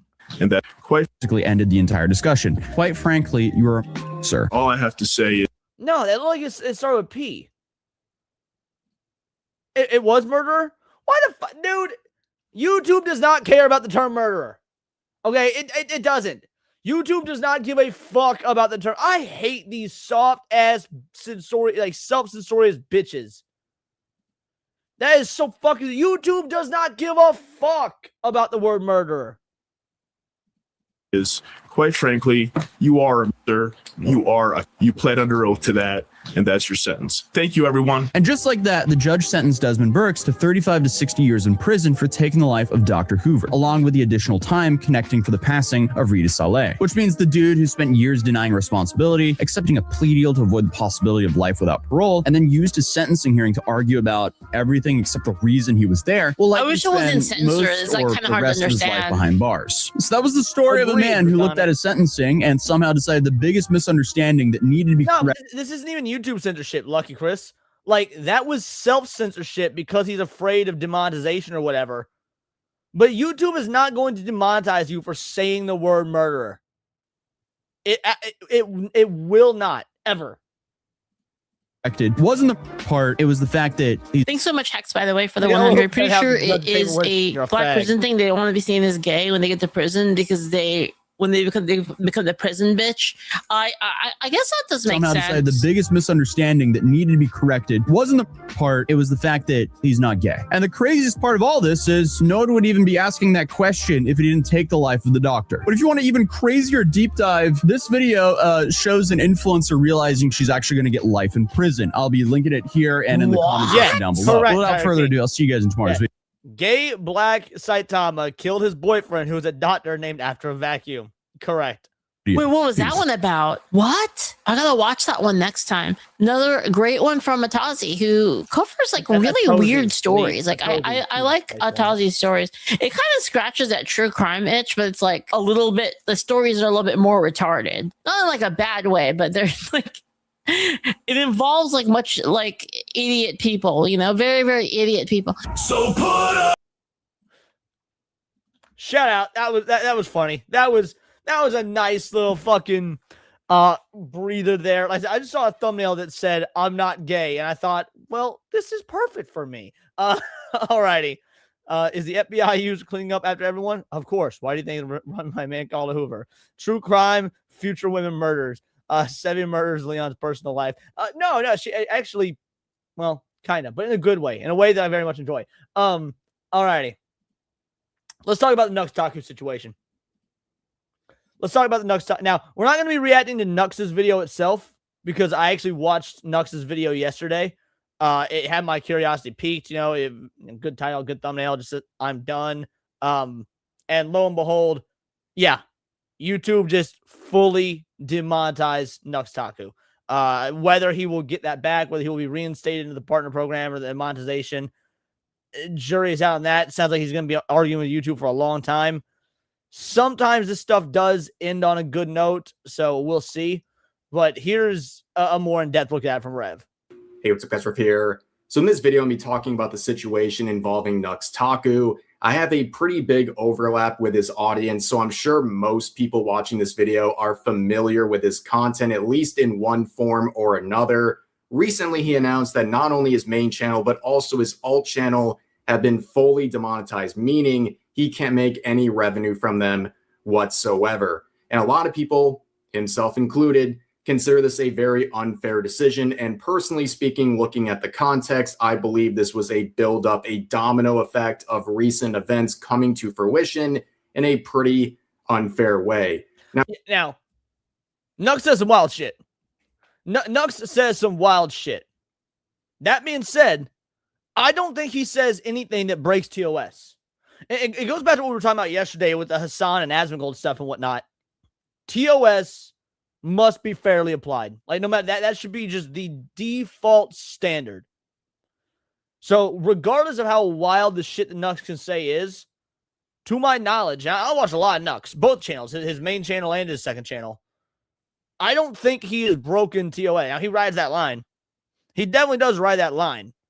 Does that mean Nux will go back to study the Torah? No, it means he's going to stream exclusively on Kick. But anyway, yeah, he does ride that line. So this absolutely seems to be either an ideological decision from somebody within YouTube or a mass flagging campaign. If I had to wager a guess, from Hassan's cronies, but frankly, Nux got a lot of enemies, so it could be anyone. And maybe it could be a combination of both, an ideological decision within YouTube after a mass flagging event from Hassan's cronies. Right now, I'm cool with him. We have no issues. But over the years, I have disagreed with him on things pretty strongly. But at no point ever did I wish for him to suffer unfair consequences of systems like YouTube. That goes not only for him, but for anyone I disagree with. I don't think people should be just punished or have the system abuse them because they have different opinions or I disagree with them or had beef with them or whatever. So I think this is very unfair, and I also think it's definitely worth talking about. So he would give the details in this video right here. We're going to watch together. It's pretty short. But I'll add on I guess we are reacting to the next video because apparently Rev reacts to it. But that being said, it's not going to be anything for new for me. But again, maybe if you guys haven't seen or done the situation, you'll at least learn from it. To what he's saying, and hopefully we can get a bigger picture of what's going on here. So I'm not going to do like a whole long drawn out outro, just going to cut to the chase, give you an update on what is going on. I've been doing YouTube for over a decade now, and all of my channels have been demonetized. That's right, terminated from the monetization program. And the reason they gave me was harassment. They gave no examples. They just said harassment. That is so common to YouTube. YouTube will do one of two things. If you're now, whether it be a full-on demonetization, whether it just be an individual getting individual video or stream getting flagged, it will do one of two things. It will either give you no examples whatsoever, or it will give you a timestamp for something that is completely irrelevant. Like New Blackstreet one time got a video flagged for nudity, and what was on screen was like a car or something, or like an 8-bit video game. I don't remember what it was. But they were flagged for sexual content, and it was like a fucking car that was on screen. It's happened to Smash JT. Smash JT had a video flagged for nudity because Alana Pierce was showing her knees. He had a picture of her on screen where her knees were visible. YouTube pulls this shit all the time, and again, sometimes they don't give examples at all. I've had videos that were demonetized. They were able to stay up, but they were demonetized with 0 examples given and 0 timestamps. Which is pretty frustrating for those who don't understand when it comes to something like guidelines, right? If you have a community guideline violation, you get 3 strikes. You actually technically get 4 because you have a warning before you get an official strike. They typically give you a reason, or at the very least, You have multiple layers of strikes before something like your channel's entire existence comes into question. Not necessarily. That's how it is supposed to work. YouTube has been known. Now, to be fair, I haven't heard of them doing this in a long time, and I don't know if Nux had strikes prior to this or not, but while it is supposed to be a 3-strike rule, YouTube does retain the right to just yeet your channel for any reason whatsoever or retroactively apply all the strikes at once, which is bullshit. They should not be allowed to do that, but within their TOS, they are, and it's fucking ridiculous. That said, it used to be way more common, way more prevalent, like especially in the 2016, the first Trump administration, definitely during COVID. YouTube is really lessened up on the censorship as of late, as of like the last 2-3 years. Not to say that it's a-okay, but it's, the things are, gravy, but it's definitely better now than it was. Needless to say, see, Devil says, I was banned off YouTube because I called the COVID shot a scam back in 2020. Never went back. I think that's a perfect reason to not go back. I think it's completely justifiable. Yeah, YouTube was a lot more censorious then, but they can technically yeet a channel even if they've never gotten any strikes. It's bullshit and they shouldn't be able to do it, but they can and do. But with monetization, they just rip it away, and they often, or really never, give you an actual explanation as to why it's happening. It's a very devastating thing, especially. Oh, yeah, that is an important distinction to make that Rev made that I didn't. Channel demonetization is different than your channel just being yeeted into oblivion and just outright taken down. His channel still exists. He can still post to it and everything. He just won't get ad revenue. If content creation is your job, I mean, they literally just remove your entire revenue source, and they'll hit you with a reason like harassment, but they won't give you a singular example. And there's no warnings leading up to it. It just drops out at a random time like this, and that's what he's going through. So just letting you know, this is a mistake. Obviously, I do not harass people on the channel. Yeah, I make fun of ideas a lot, but I do not tend to go after immutable characteristics and stuff like that. But obviously, I'm a right-wing channel. I don't lie, and therefore I am subject to this stuff. It happens to a lot of people, actually. I mean, I think that happens to anyone who's just criticizing the status quo. I mean, you'll be labeled as right-wing or whatever. Like, here he is just saying... Okay. Being labeled as right-wing is one thing. Nux is openly right-wing. He says it. You don't even have to say the word labeled. That being said, yeah, this does happen to a lot of people, but obviously it happens... It only seems to apply to one side of the aisle. I can't think of any high-profile leftist that's ever been banned off YouTube. Like, you can actually point to situations on Twitch where they've been banned. It's very rare. They obviously ban right-wing people way more. But there actually have been left-wing bans on Twitch. I can't think of one. I'm not saying it's ever happened, but I cannot think of a high-profile leftist being banned off YouTube. Wait, maybe Destiny. Was Destiny banned off YouTube? I don't think he was. Was Destiny banned off YouTube? Destiny, no, he's not banned on YouTube. So yeah, that was just Twitch. That's what he is. Okay. But really, anybody who goes against the grain and criticizes everything woke and all that stuff, you kind of fall into the same pool of deplorables when it comes to YouTube. You're already kind of walking on eggshells to begin with, but I definitely think what he's raising here is relevant. I'll be real. I wish I was surprised. The impressions on my channel have been going down for a while now, even though the views have basically been going up, because the average click-through rate of my videos keeps getting higher, meaning more people clicks on the videos if they actually see it in the recommended. It just doesn't get recommended as much. Now, funnily enough, the same thing has been happening to me. Obviously not to near the extent as Nux, because I'm a much smaller channel, but my views are higher. My click-through ratio is higher. My impressions are lower. And what that means is basically YouTube is pushing out the videos to less people, but the people it does show the videos to in the recommended feed are clicking on it more often. It is a form of algorithmic soft censorship. Now, whether it's just because the algorithm is poorly optimized, whether I don't think it's intentional. I don't think YouTube's like, oh, we got to censor this Words of Paradise channel. It's too extreme or whatnot. No, I think it's just an algorithm thing. But yeah, this has been the algorithm gets wonky every 3 to 4 months, and then it sort of levels out, then gets wonky again. So I don't know how much of it was like YouTube targeting Nux versus just algorithmic shifts, which happen all the time. And then again, my theory is this is a mass flagging campaign from the Hassan crew.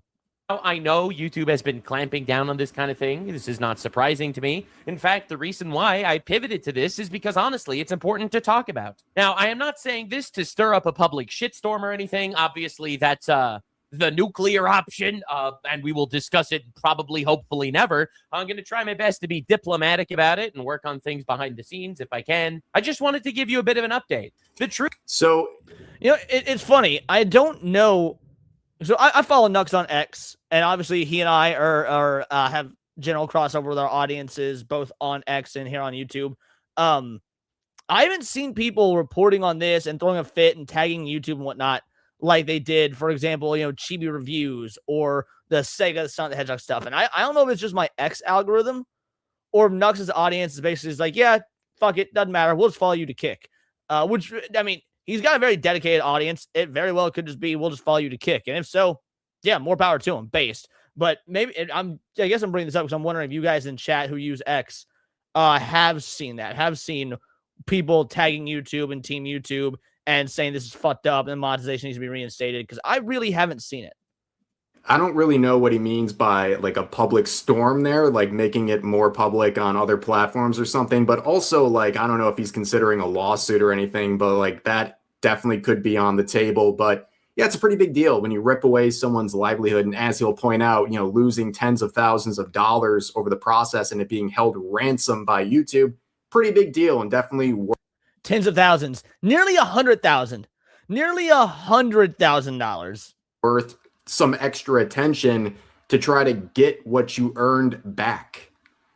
Truth is, though, while my content is perfectly fine according to the community guidelines of YouTube, and I do believe this is an error due to a mass flagging campaign where YouTube got bombarded with people being like, oh my God, this guy's harassing people, which I don't do. So hopefully the error will be rectified eventually. YouTube also owes me about $80,000, which they say they will not be able to pay back, at least not until I'm back in the monetization program. So retro. Yeah, for those who don't understand, when you get suspended from the monetization program, they literally hold on to your money and they don't give it to you unless you get back into the program, which is a pretty crazy thing. PayPal does something similar. If your PayPal gets suspended, they just take the money that's left in your account. So very scummy corpo behavior there, but just wanted to specify that.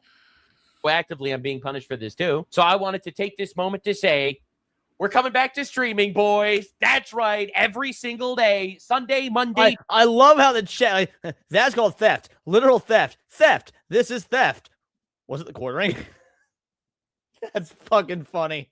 Tuesday, Wednesday, and Thursday, probably not Friday and Saturday, I will be streaming on Kick at 3 p.m. Eastern Standard Time. We'll be doing this today. I probably will not be doing it for the weekend, but I will hopefully be back on Monday or Sunday even, and we'll do our best. Now, streaming is the way, ladies and gentlemen. In case you don't know, I've been streaming on YouTube multiple days a week. So if you're interested in my streams, you can see the VODs already up there for the last couple of months. But yeah, feel free to tune into the streams. We talk about the normal drama stuff, some gaming stuff, all sorts of things. Definitely would love to see you there. Shameless. I was unaware that Nux had stopped streaming on Kick.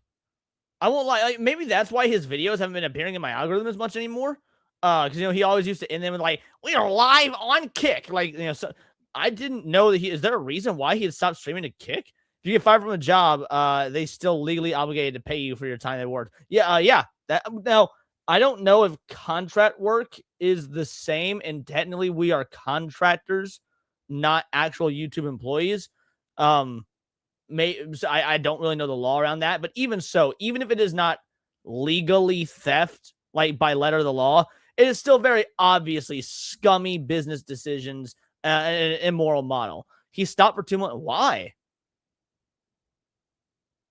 I'm on Kick right now. Yeah. Any stream that's done through StreamYard and not OBS is multi-streamed to YouTube, Kick, and X. But yeah, why did Nux stop streaming on Kick? I didn't know that.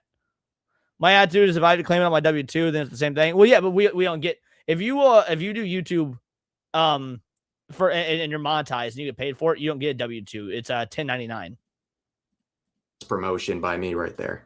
Before getting into the details, the theory that I have as to what exactly triggered this, actually, my first thought was obviously, I get tons of death threats from like the Hassan Piker community because that entire community loves terrorism, and I don't. So therefore, we don't get along very well. And that is it's still on the agenda. It's very possible. Gotcha. I know just recently, Tectone, if you're reacting to this, Tectone, love you, man. Nice shiny head you got there. Baldy. Keep telling the truth. When Hassan Piker slanders me or Tectone or Asmongold or anybody else that they can come, that's totally fine. That's acceptable. That's accepted by YouTube.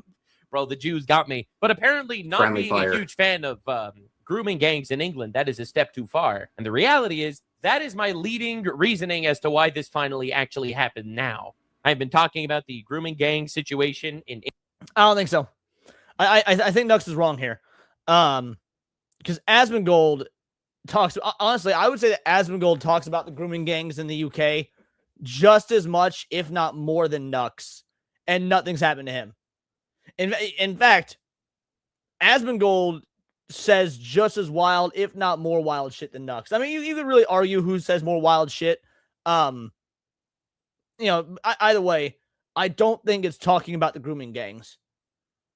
I am still leaning towards mass flagging from the Hassan Piker orbiters, or maybe some other, group of people that are, offended by his content or whatnot. But I don't think it's the grooming gang stuff. New headcanon for Nux lore. He went to go help Iran bomb the IDF.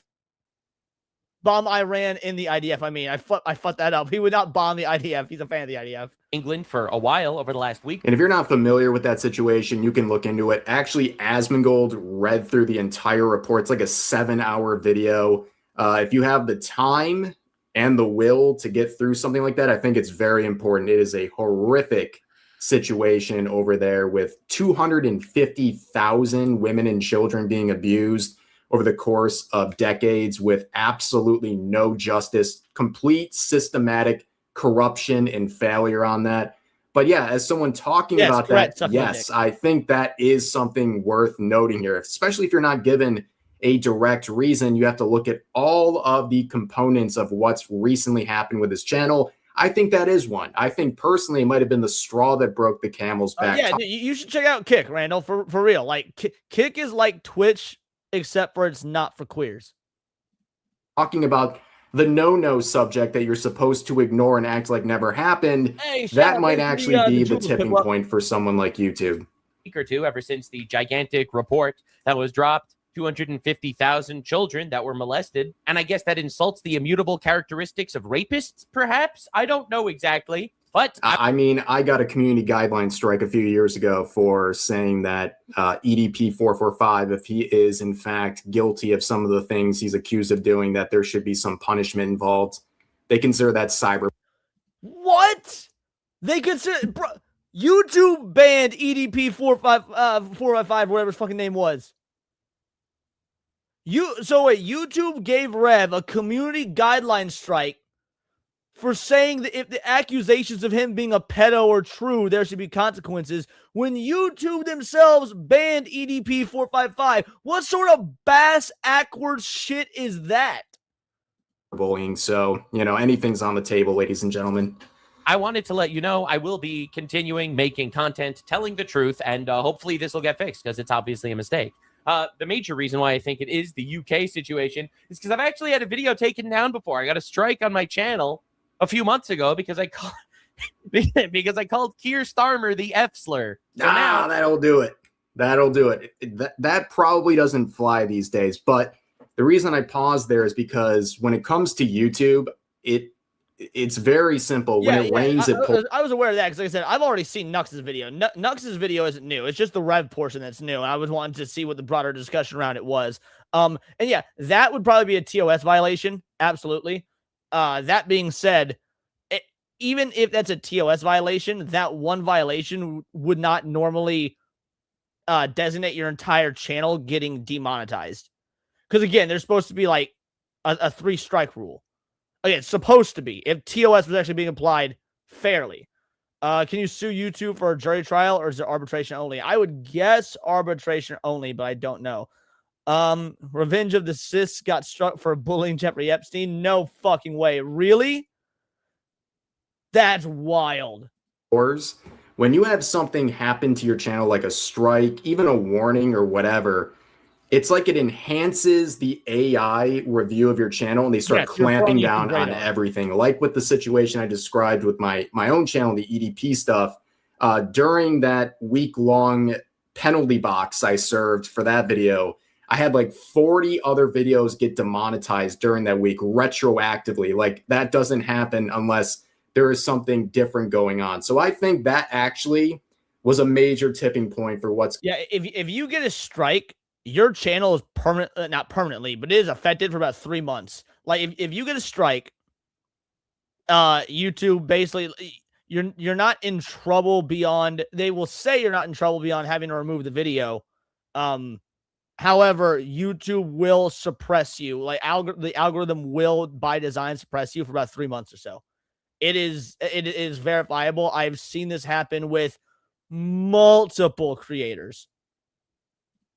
Going on, and then he continues to lead into that subject, and maybe YouTube just had enough. Oh, me getting my entire monetization suspended in the midst of covering this situation at detail over the last week is not the most surprising thing in the world, even though obviously it is. No, I've never gotten a strike. Knock on wood. I have gotten copyright claims. Some of them I fight and win. Others I just let it go because like who cares? The video wasn't gonna make a whole lot of money or anything anyway. But I've never gotten a strike. I've gotten my videos blocked regionally. I've got some streams that had to be taken down for like using licensed music and stuff, but I've never gotten an actual strike. Mistake. They've been censoring everyone for years trying to cover this situation up. Why would I be surprised that they would try to censor me? So content will continue. It will be done via live stream. We're going to be doing that every day, hopefully, at least 5 days a week if we can. So basically, if you want. He should still put clips of his streams on YouTube, though. Like, to generate interest in his channel, to show the numbers are there, because that could likely incentivize YouTube to reverse the demonetization. Because if he's not monetized, excuse me, if he's not monetized, he can just upload the videos and turn ads off, and then YouTube's not going to get any money from it, and people are still going to watch it because it's Nux. He has been okay, good. As long as he is still putting clips from his streams on YouTube, that's all that matters, and it will incentivize YouTube to remove the demonetization. So yeah, as long as he's doing that, that's good to know. Want to support the guy, you know where to go. It's the streams for now. So I think that goes without saying. Link comes up, and your support is immensely appreciated. Nope. YouTube, no, you can manually turn ads off on your videos. If you manually turn ads off on your videos with each individual upload, YouTube can't put ads in front of it because you're making the executive decision on your channel to have it be ad free. In fact, even as a monetized channel, you can do that.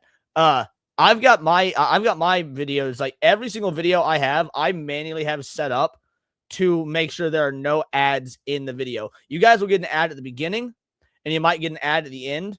I have it manually set up to where you guys will not get ads in the middle because, you know, that, in my opinion, that's a waste of your guys' time. I know that annoys me when I'm watching videos that do that. Well, at least back before I used YouTube Premium, so I don't have ads anymore. But so Nux could turn off ads manually. YouTube would get no money. He'd get no money. The videos would still get thousands of views, thousands upon thousands of fucking views.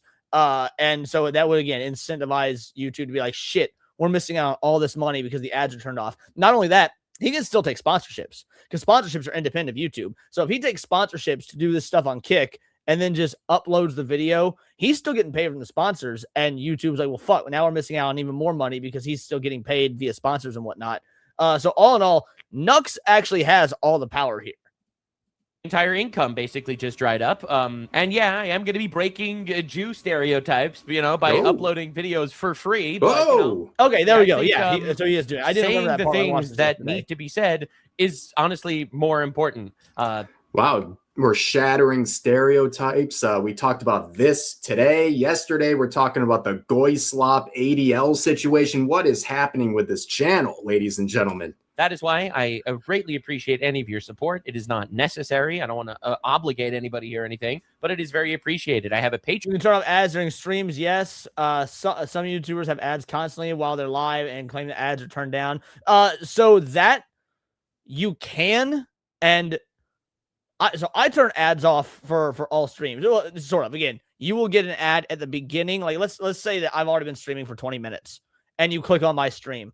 You will likely you will get an ad before the stream. Now, whether it's skippable or not, I guess it depends on the ad, because you can't choose whether there's skippable ads or not. At least I don't think you can. Yeah, you turn ads off. You can turn ads off for while you're streaming. I have seen YouTube fuck up and still put ads in there anyway. That doesn't happen to me very often, but I have seen it happen. I think it's only happened like 2-3 times, maybe ever. But yeah, I've got ads set up for, again, the beginning and the end, whether it be videos or streams. Just despising ads while streamers are live. I absolutely agree. I hate that shit. That's why I turn off, because I would not want to do things to my content that I, as a viewer, would fucking hate, which is why I don't put like mid-roll ads or ads in the middle of the stream or anything like that, because even though I'm technically losing money by doing that, if it makes for a better experience for you guys, then it's worth it, like in the long run.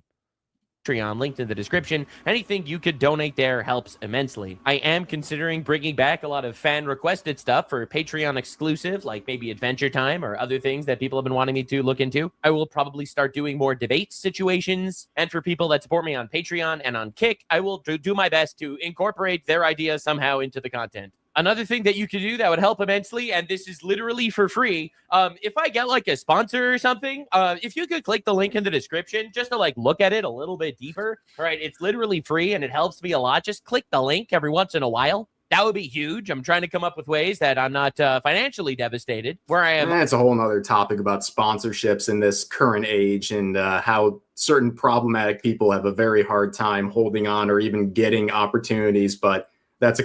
Nah, I disagree right here completely. There's an entire market out there now that have made their sponsorships based on content creators who are based. Like when you got Shoe on Head or any of these other like super right wing, not the Shoe on Head super right wing, but you get what I'm saying, like hated by the left channels, getting sponsorships from say Meta PCs or like certain Razer companies, stuff like that. It's because those companies realize there is a niche market for people who want to watch these quote unquote censored, or you know, the censored content creators. So getting sponsorships, I don't think it is not near as hard now as it used to be, like back in COVID days or the Donald Trump era for these YouTubers. Even if you turn off ads, YouTube will still run ads. I've never had that happen to me. I've never had that happen to me. I've never seen that happen to Hypno. Hypno has all ads turned off for his stream. I've never once gotten an ad before Hypno's stream. So they're not supposed to. I mean, I'm not saying it doesn't fuck up and happen, because like I said, I've had the YouTube system fuck up and run ads during my live streams 2 or 3 times ever. But yeah, that's not supposed to be the case. You know what I meant. Come on now. And we'll say this live stream brought to you by Shadow. I would absolutely take a Raid Shadow Legends sponsorship just for the fucking meme alone. While the streams are live or watching the VOD. Both. Yeah, both. Next Nux stream will be Sunday this weekend, just posted by his mod. Oh, nice. Nux Taku, Tectone, Jake Monroe are doing podcasts together, by the way. It's funny to see Jake bashing the Jews with Nux there. That is funny. Conversation for another day. So if someone you do like as a content creator has opportunities like that, definitely consider checking it out. It definitely will help them out immensely, whether it's in this situation or any given situation. Also, not an imposition on any of you, and where I could still make the content that I very much enjoy making and very much feel like needs to be made. I appreciate all of your support, Patriots. I do not want to waste too much of your time. I will be taking this unpaid opportunity as an opportunity, honestly, to make my content better. I have a few big ideas, and I'm going to actually try them. Nice. And last but not least, I wanted to thank God. Thank you, God, for giving me the ability to do what I do. To quote Isaiah, God, use me. I hope I can continue to be somewhat of a good messenger. I'm going to try my best. I'm great. Well, Nux Taku predictably comes in with the Kersha had no joke 100 ads put on her demonetized video by YouTube. She saw none of the ad money. It's even news. There's a news article. That is fucked up. That's fucked up. Old Testament. So I'll bring in the New Testament. James 1 verses 2 through 4. Consider it pure joy, my brothers and sisters, whenever you face trials of many kinds, because you know the testing of your faith produces perseverance. Let perseverance finish its work to make you more mature and complete, not lacking anything. So there you go, ladies and gentlemen. But unironically, with situations, whether it's with YouTube or life in general, you're going to encounter a lot of bad times, hard times, especially times where things are happening to you unfairly. And having a positive perspective and choosing to look at it as a chance for growth or something bigger and better will produce better results. I think that's the one little bit of life advice I can give, and I'm glad he has this attitude towards all of this. But I will conclude the after school special. You kind of need to have this attitude. Like, I bet Nux only feels like 50% this way. I bet behind the scenes he is fuming, he is pissed, he's coming up with ideas and whatnot, what to do. Like, the optimism, I'm sure that, again, 50% of it's real. But you can't show that weakness. You can't show that weakness to either your audience or to YouTube, because that gives them the... Or, again, if this is a massive false flagging thing, like from the Hassan crew or anyone else, that gives them power. So even if Nux is putting on a front here, it is the necessary thing to do. Right there. Grateful for all the blessings that I've received, and honestly, I am grateful for the trials and hardships that are put before me, so that when I overcome them, I'll be better on the other side. I have faith that this is for the best, and I also know that we are winning. The toothpaste isn't going back in the tube. I appreciate your support. Well, there you have it, folks. That is the situation. Like I said, if you want to support him, you know where to do it already. I'm sure a lot of you guys are already... Yes, if you're going to go support Nux on Kick, then support me on Kick as well. Doing that, because we do have a very big overlap in audience. But yeah, this is a very unfortunate situation, and regardless of your feelings about him, whether you like him, don't like him, disagree with him, agree with him, it's a bad thing to see. It's a very bad precedent for YouTube and content creators generally. So yeah, we definitely think this is something worth talking about here. And as always, this is really the status quo for YouTube right now. Like, if you can only support one, then you support me because I'm anti-Israel. Sorry, Nux.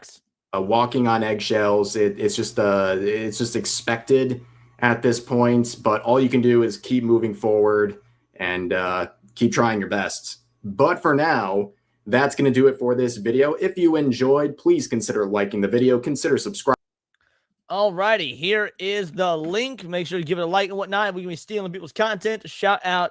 Yeah, I think Rev was mostly correct there. I think he, he was off about like the right-wing sponsorships and whatnot. But all in all, I think that's going to be fine. Frankly, I didn't even know he stopped streaming to Kick. So I'm glad he is back to streaming to Kick. That's a huge drop for Kick. There's like, Kick is exponentially better than Rumble. Not even from the creator. I mean, from the creator perspective as well. But from a user perspective, like if you're, I know a lot of people are all in on Rumble. There's a reason I don't stream to Rumble. Rumble's dog shit. Rumble fucking sucks. Their UI is terrible. The way that from a creator perspective, from the back, behind the scenes, their entire setup for streams and videos is fucking awful. There's no reason to go to Rumble aside from like the little inside feely goodness you get from saying stick it to YouTube. That's not fucking worth it, in my opinion. I want people to have a good experience watching my videos, and you're not going to fucking get that on Rumble. Kick, on the other hand, is fucking awesome. Kick kicks ass. So yeah, if you ever want support on Kick or whatnot, if you don't like YouTube, by all means. Hey, for St. Hugo, hop on over. Like this, yo ho from the lurk. Shout out St. Hugo, rocking it over on Kick. Left the YouTube side to go to the Kick side. Look at that. Rumble is just bad. Their channel is break. Yeah, Rumble sucks. Like, I'm glad that Hypno and a lot of other people get the viewership over on Rumble. I don't think it's worth it. That's kind of the reason I've yet to start streaming on Rumble, despite the servers being able to carry the multi-stream over my own bandwidth. Yeah, like multi-streaming to Rumble. If your choice is between Rumble and Kick, go Kick every time. Kick has the problems. It's better than YouTube. When it comes to, I don't know if it's better than YouTube. Like if we're talking about from a utilitarian aspect, like what features and programs and stuff it has, I don't think so. Now, I think Kick is better than YouTube for ideological reasons. Like, you know, you can say more, you can do more, you're not as censored. I think all that, yes, it's absolutely better than YouTube. I think YouTube still has better like chat functions, chat features, because, you know, YouTube's been in the game for so long. It's got so much money. It's able to implement those features in ways that you can't on Kick. But I mean, I'm never gonna bitch about YouTube and beyond like the obvious dumb bullshit they do. I'm not gonna pretend it's worse than it is. I'm also not gonna cat form and pretend they're something perfect. YouTube is a lot better than a lot of other sites. Like even at the height of YouTube's censorious bullshit, they were still less censorious and more free than like OG Twitter. But yeah, Kick is where it's at. I fucking love Quick. Alrighty. We got one more. When the CEO of the platform, meaning Rumble, is sitting at DMs to drag people into the crypto stuff, you know, yeah, there's so many issues with Rumble. Don't really like Trick. Tried Kick on Roku, paywalled me after 15 minutes while watching a live stream. That's wild. I only watch Kick on my PC, on my desktop, so I couldn't tell you. I only watch it on my PC. But we got one more story to cover. We got one more story to cover. Guys, I'm not excited for GTA 6. I've not been excited for GTA 6. I don't like GTA in a post-PS2 era. I don't like GTA 4. I don't like GTA 5. I don't give a fuck about GTA 6. I have not since it was announced. But I was in the minority. I feel like more and more people are getting swayed to my side. Like, I'm not even talking like from a woke or ideological aspect or anything. Like maybe that stuff's going to be in there. I don't know. I don't really fucking care since I was not invested in the game to begin with. But when they're pulling shit like paywalling game features behind the $100 deluxe edition, you're not going to be able to visit certain in-game shops unless you get the $100 deluxe edition. The game won't be on disc. The game will only ship, even in box, with a digital fucking code. At this point, I don't give a fuck about the ideological aspect. That is just straight up anti-consumer bullshit. So with all that being said, let's see what this video guys say. GTA 6 will suck. This video came out 4 months ago. All right. This is a good one. This could be a very based video. Exactly. We don't know yet. Old GTA was like this. Nigga. Showed them niggas who's gangsta. Nigga, fuck you. Nigga, what's up, my nigga? Gangsta shit, nigga. All the. Alrighty. So I've been debating. I try and pick videos based on what I can clip into clip into video segments for individual videos on my channels. And I usually try to do at least one gaming video so I can clip it and put it on the gaming channel. I'm glad the gaming channel not monetized yet because this is going on there. I bet YouTube AI gonna flag the fuck out of this, bro. Let's go. Pussy ass GTA Online stuff since 2020 is like this. Have no fear, it is I! Badam Gadam! Badam Gadam! Do talk some shit, but he right. Only gunshots you gonna hear in here be some fool's burble tune. Hey, that's what this place is all about. Be who you wanna be. Freshiest, Metasora! Bro, I talk such mad shit about GTA Online. I talk such mad shit about GTA Online, and I feel, and to be fair, I've never actually played it. I talk such ridiculous shit on this dumbass fucking game that I've never actually played because GTA died after the PS2 era. But this little clip alone has completely justified and vindicated every bit of shit I've talked on GTA 5. Like, what the fuck is this right here? Like, they got Taylor Swift in this bitch? Nah, man, what the fuck? Is this true? Shut the fuck up! Look at you. You were with Mimi, right? At the car meet. You don't look like much of a driver to me. You heard what she said. You look like a hoe. There is no way this is the actual voice acting. People in chat who have actually played this garbage ass game. Is this the actual voice acting in GTA Online? Yeah, San Andreas, I agree. San Andreas was the best. San Andreas, I like Vice City, but San Andreas was the best. Yeah, it is. Holy shit. It's not even the writing. Like, yeah, the writing is obviously bad. But holy fuck. How is the voice acting in the PS2 games better? Just kidding, baby. Guys, can I be honest with you? I don't care if GTA 6 gets delayed again because whenever the game comes out, it's going to be fucking gay and retarded. How do I know this? So, okay, so the prediction is that GTA 6 will be both gay and also retarded. I could have told you that. Okay, that's a big prediction. All right? 3 reasons. Okay. KDJ and Number Santa, Dax and the Awful Fooligan, characters. El Rubio and English Dave. So they made 3 bad characters. It means that it's going to be bad. These are the main characters from the LS Tuners update in 2021, the LS Drug Safe Wars edgy. update in 2022, and the Cayo Perico Safe edgy heist as from well. 2020. Okay. Now, guys, let's think really hard here. Why were GTA characters in San Andreas, Vice City, GTA 4, and GTA 5 so hilarious and badass? And why is all the writing Rockstar is doing for GTA today so cringe, gay? Because it's women that are doing the writing. I don't think so. I think Asmongold's wrong. I think Asmongold is actually incorrect here. I don't think it's the women at Rockstar doing the writing. I think it's men at Rockstar who really want to fuck the women at Rockstar doing the writing. Corny. Which is actually even worse. There's like we talk a lot of shit on women on this channel, justifiably so. Women are fucking retarded. That being said,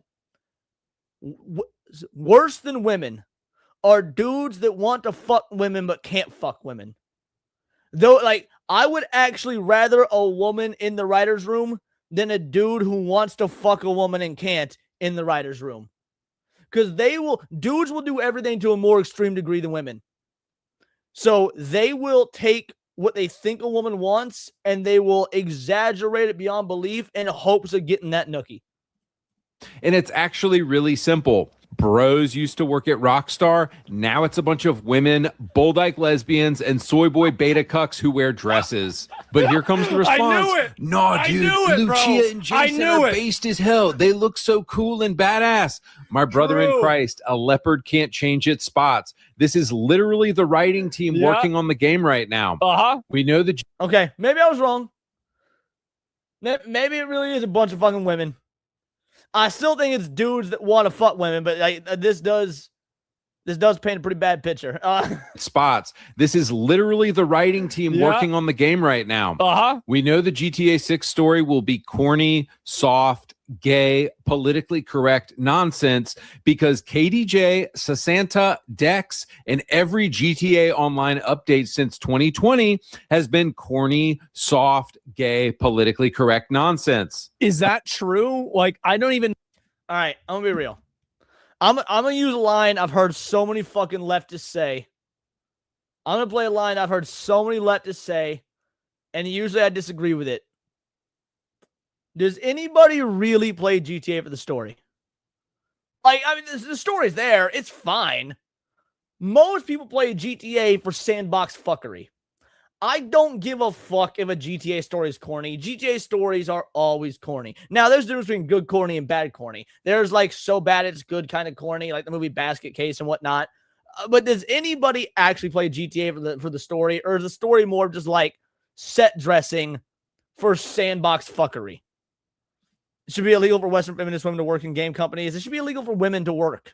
Anthony Wade says, I do. All right, fair enough. At least Dax made it into the game. I murder so many civilians, dog. I murder so many civilians. I love all the GTA stories. Now, fuck you. Sandbox games are cool when done right. Jat 2 is a masterpiece. Without the story, I'd not play very long. So, no. I get that. But are you playing it for the story?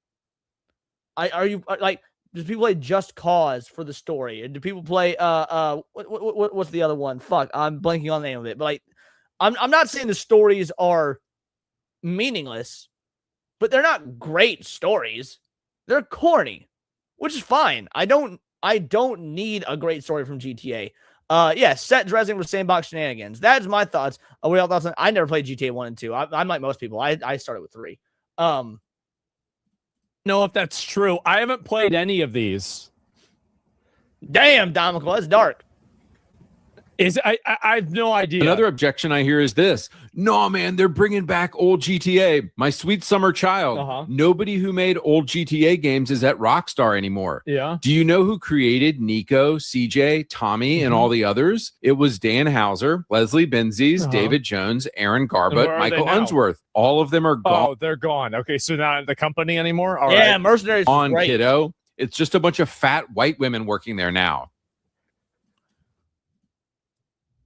I'd say at least they're white, but man, white women got a bad reputation now.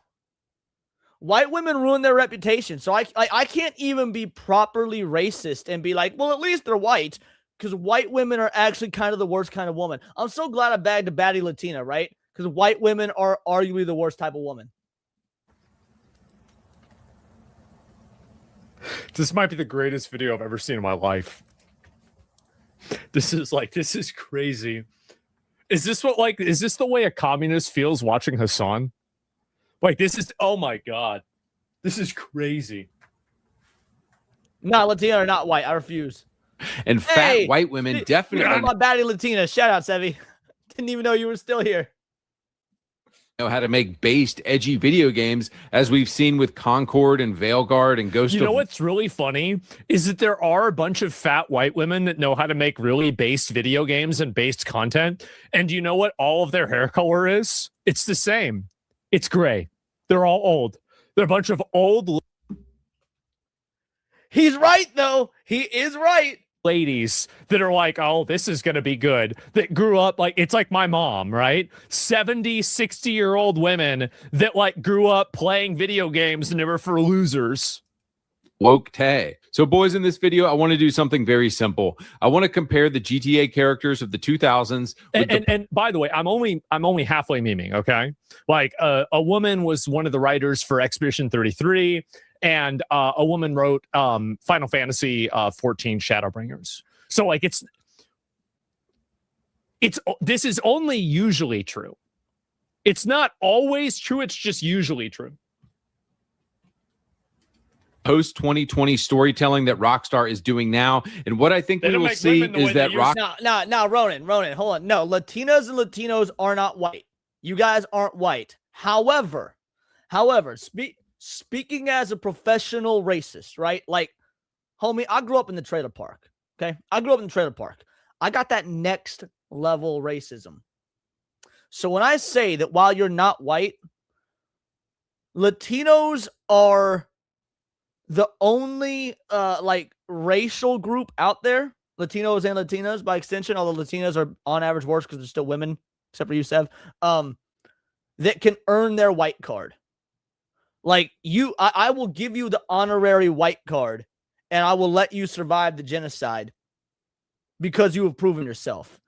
And I don't need to extend that to Asians because I know Tiger King's watching. Asians got their own thing going on and they're real fucking good at it. Asians are in competition with whites for being the best, but Latinas and Latinos can earn that honorary white card, and you, my friend, have done it. Yeah, white adjacent, exactly. Rockstar in 2026 is literally incapable of writing interesting or funny characters anymore. Let's go. So as we all know, AAA games are complete slop now, but occasionally one comes along like Expedition 33 that I think is worth buying. Yeah. And I just discovered this website to get brand new games super cheap and legit, and it's called Aniba. So check this out. I use Pirate Bay. Yeah, it's Drunk and Fair. You're straight black. Expedition 33 is $50 on Steam right now. It's $26 on Aniba. Silent Hill 2 is $70. I was able to download Death Stranding 2. It was only 1 gigabyte, and it was an executable file, but the game didn't run. I don't know why. My computer doesn't really work that well anymore, so don't download Death Stranding 2. $2 on Steam right now. It's $20. Or you could just not download Death Stranding 2 because it's a Hideo Kojima game, and Hideo Kojima fucking sucks. $7 on Aniba. Lies of P, great game, by the way. It's $70 on Steam right now. It's $20 on Aniba. You pay. Actually, with the Steam sale going on, let's see how much it is right now. Just out of general curiosity. Let's see. Lies of P. It is $30 on Steam right now. So even during the summer sale, this Aniba thing has it cheaper. Although I don't trust sites like that. I'm gonna be real. I don't trust those third-party sites. The money and they I say had one of these. It wasn't this one. It wasn't Aniba, but one of these sites offered me a sponsorship, and it just looked real sketchy. Even though the user reviews were mostly positive, there was just something my gut that was off about it. So I declined the sponsorship. you the code to install the game. Done. Surely this is a scam, right? How can these guys do this? Aniba basically buys game keys in bulk and at deep discount in other countries, and then they resell them at a slightly higher price, so they're still making a profit. It's absolutely a scam, but they do it. It works. Hey, if you can do it, you can do it. Pretty cool idea. Every game key I've gotten from them was legit. If you get one and it doesn't work, you just send them screenshots of what happened and they will give you a full refund. It works for Steam games, Xbox, PS5. Bro, Days Gone, banger. It's $40 on Steam. I was going to play that with my girlfriend and then she broke up with me. Usually it's $40. I think I even bought the to be game. fair, this is completely legal. Like, it is absolutely completely legal. Well, you would never get in trouble. Like, if the company ended up doing something illegal, you wouldn't get in trouble for it. Like, they would.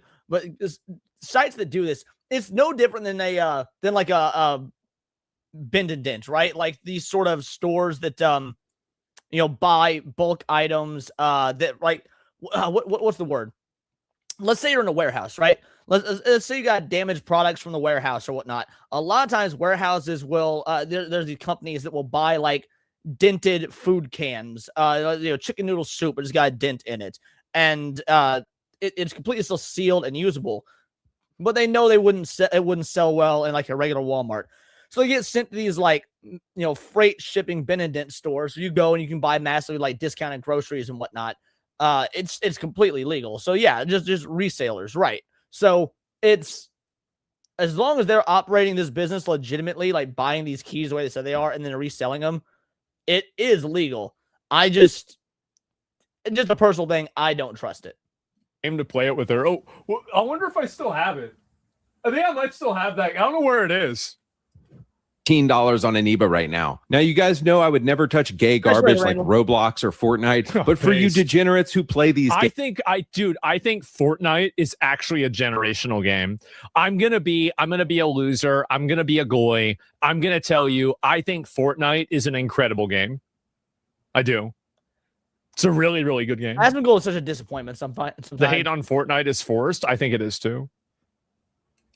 Games, you can also get V-Bucks and shark cards. Middlemen are not illegal. What do you mean? It's so legal you can't do it without a middleman? Middlemen, not only are middlemen legal, but they're the cornerstone of like cheating the system in a way. Like you can legally cheat this. Obviously, the reason we have the phrase "cut out the middleman" is because the idea of there being a middleman is completely normal.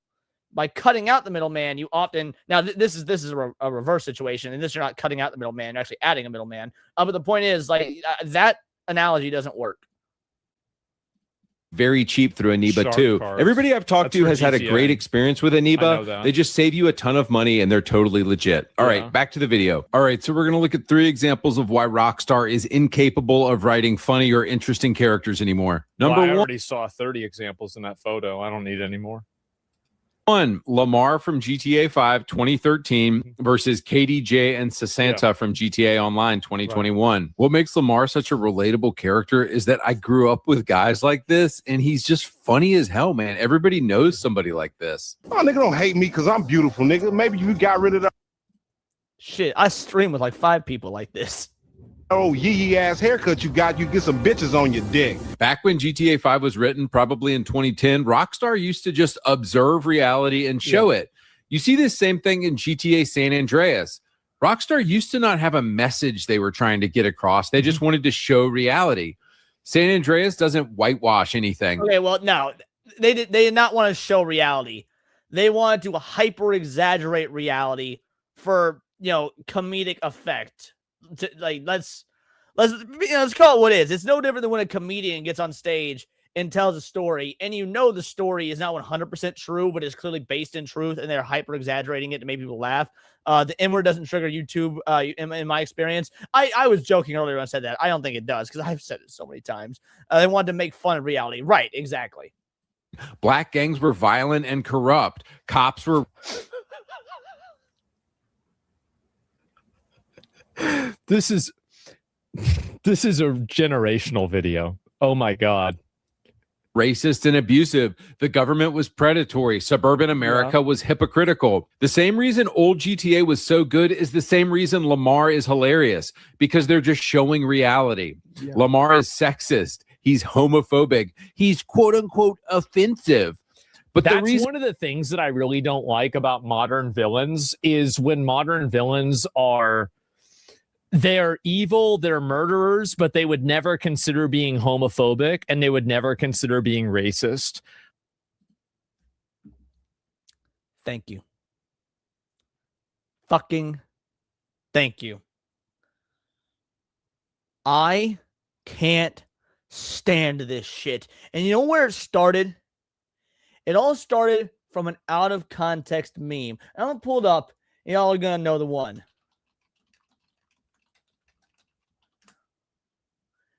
Let me just Google real quick. This one right here. Oh fuck no, that's gonna be way too small. Here we go. I'm American. I fucking hate Nazis. I'm a homicidal maniac, not a traitorous bigot. This Joker meme, which again, meme. It's a panel from a comic. And then there's the older version as well. This is actually an updated version. The original version, I'll try and open it up. I mean, the quality sucks, but here we go. You mean that's not just some crazy disguise? I've been working with a Nazi. That mask would be cutting off the oxygen into your brain. I may be a criminal lunatic, but I'm an American criminal lunatic. Keep back, boys. This creeps my... Like, back in the fucking Facebook days and shit, the rapid sharing and expansion of that dumbass meme is what has perpetuated modern writers to actually write villains that way, unironically. The Joker and Red Skull thing is a joke. The Joker doesn't actually feel that way. That's the amalgam verse. Or maybe it's not the amalgam verse. I don't remember if it's the amalgam verse or the other DC Marvel crossover they did. That's neither here nor there. Point is, yeah, it's not the amalgam verse. The amalgam verse is when the characters are actually fused together. Anyway, it's not meant to be taken seriously. That's not the way the Joker actually feels, the way the Joker actually thinks. It's purely just a fucking joke. Modern writers do that shit unironically now. Yeah, I do want my villains to be a racist and homophobic and xenophobic and whatnot, because it's base as fuck. Retro Man, shout, thanks for the follow.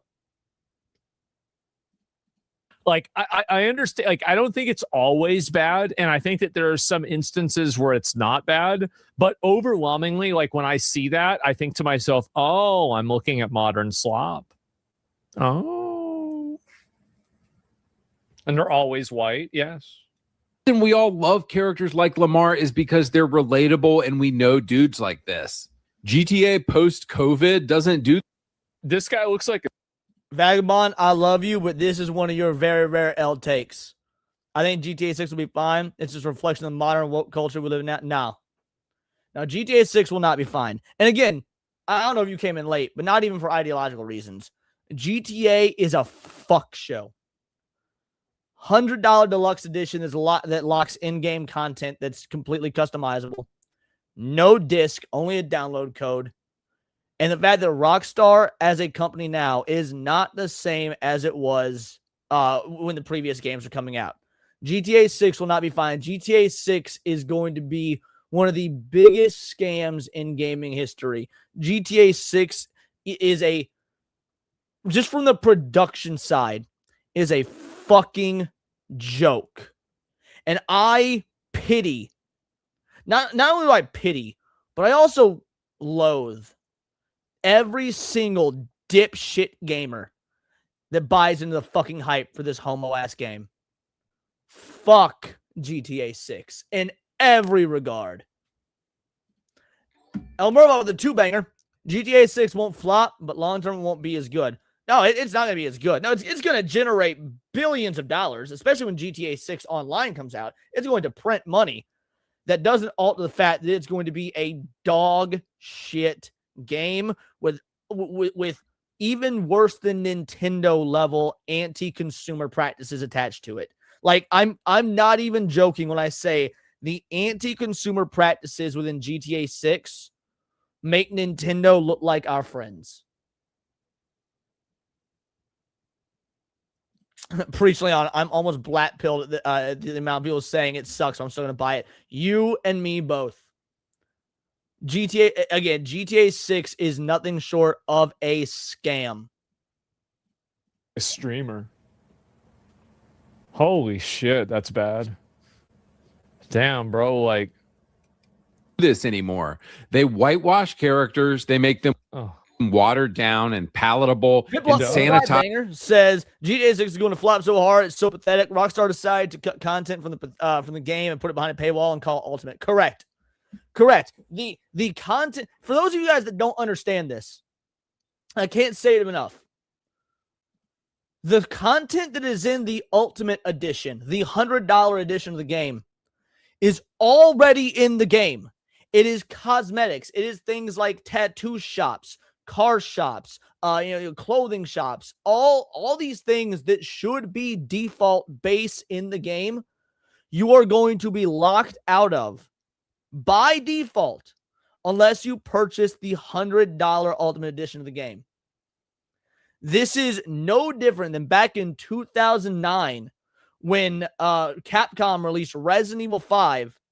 There was DLC that you had to buy separately, and it turns out that DLC was actually on the disc already. DLC didn't stand for downloadable content. It was disc-locked content. You had to pay an extra fee to just unlock shit that was already on the disc. Only even Rockstar's doing shit even worse than Capcom, because now it's not even on a disc. It is you're paying a $100 license fee, no physical copy. So what's the point in getting the fucking case? No physical copy. And within that download key, unless you spend the full $100, you are still not able to access everything that is actually in the game. This is criminal fucking behavior. For modern audiences. Nowhere is this more clear than the cringe 2021 update Los Santos Tuners. First off, it starts with Mimi, this corny chick, and Hal talking about how everyone is welcome here. Hey, that's what this place is all about. Be who you want to be. Tuner, modder, stock car racer, obnoxious as a motherfucker. Express yourself. Bro, man, I know a lot of Asians. I've never heard an Asian talk like that. Tiger King, do you despise how they just wrote an Asian? Let me know. Murmur the 5-banger.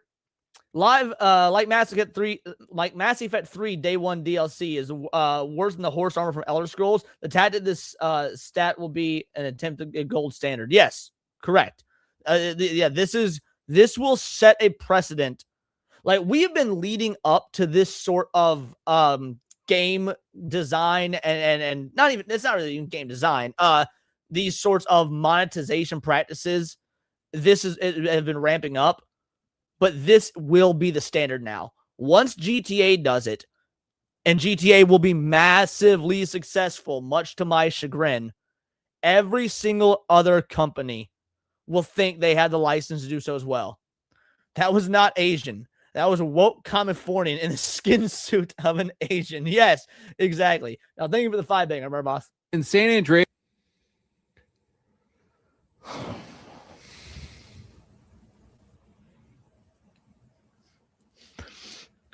All right. That didn't, yeah. All right. It's goy washing. I like that term. That one might go to the dictionary. Goy washing might actually make it to the dictionary. We're going to consider that. Yes, you were killed for being in the wrong gang. Now GTA is like, it's 2025, man. Let's be inclusive. But it gets worse when we meet KDJ and Sasanta. Who they? Let's get a look at you. You were with Mimi, right? At the car meet. You don't look like much of a driver to me. You heard what she said. You look like a hoe. Just kidding, baby. All right, so first off, who the fuck are you? The first thing they do is diss you? What? This is what I'm talking about when I say modern Rockstar literally doesn't know what they're doing anymore.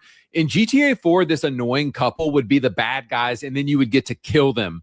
But modern Rockstar is so gay and woke, they've written a villain that they don't even realize is a villain. That's how bad it is. But it gets... That is one of the problems. I think that he's right about that. That this is what I said earlier. It's like kind of in Mixtape, where like the main characters, so this is the problem, is that developers get really sensitive about you making fun of their characters, but it's because their main characters are obnoxious and unlikable. But the reason why they're obnoxious and unlikable is because they're self-inserts. And that's also the reason why they get defensive about them.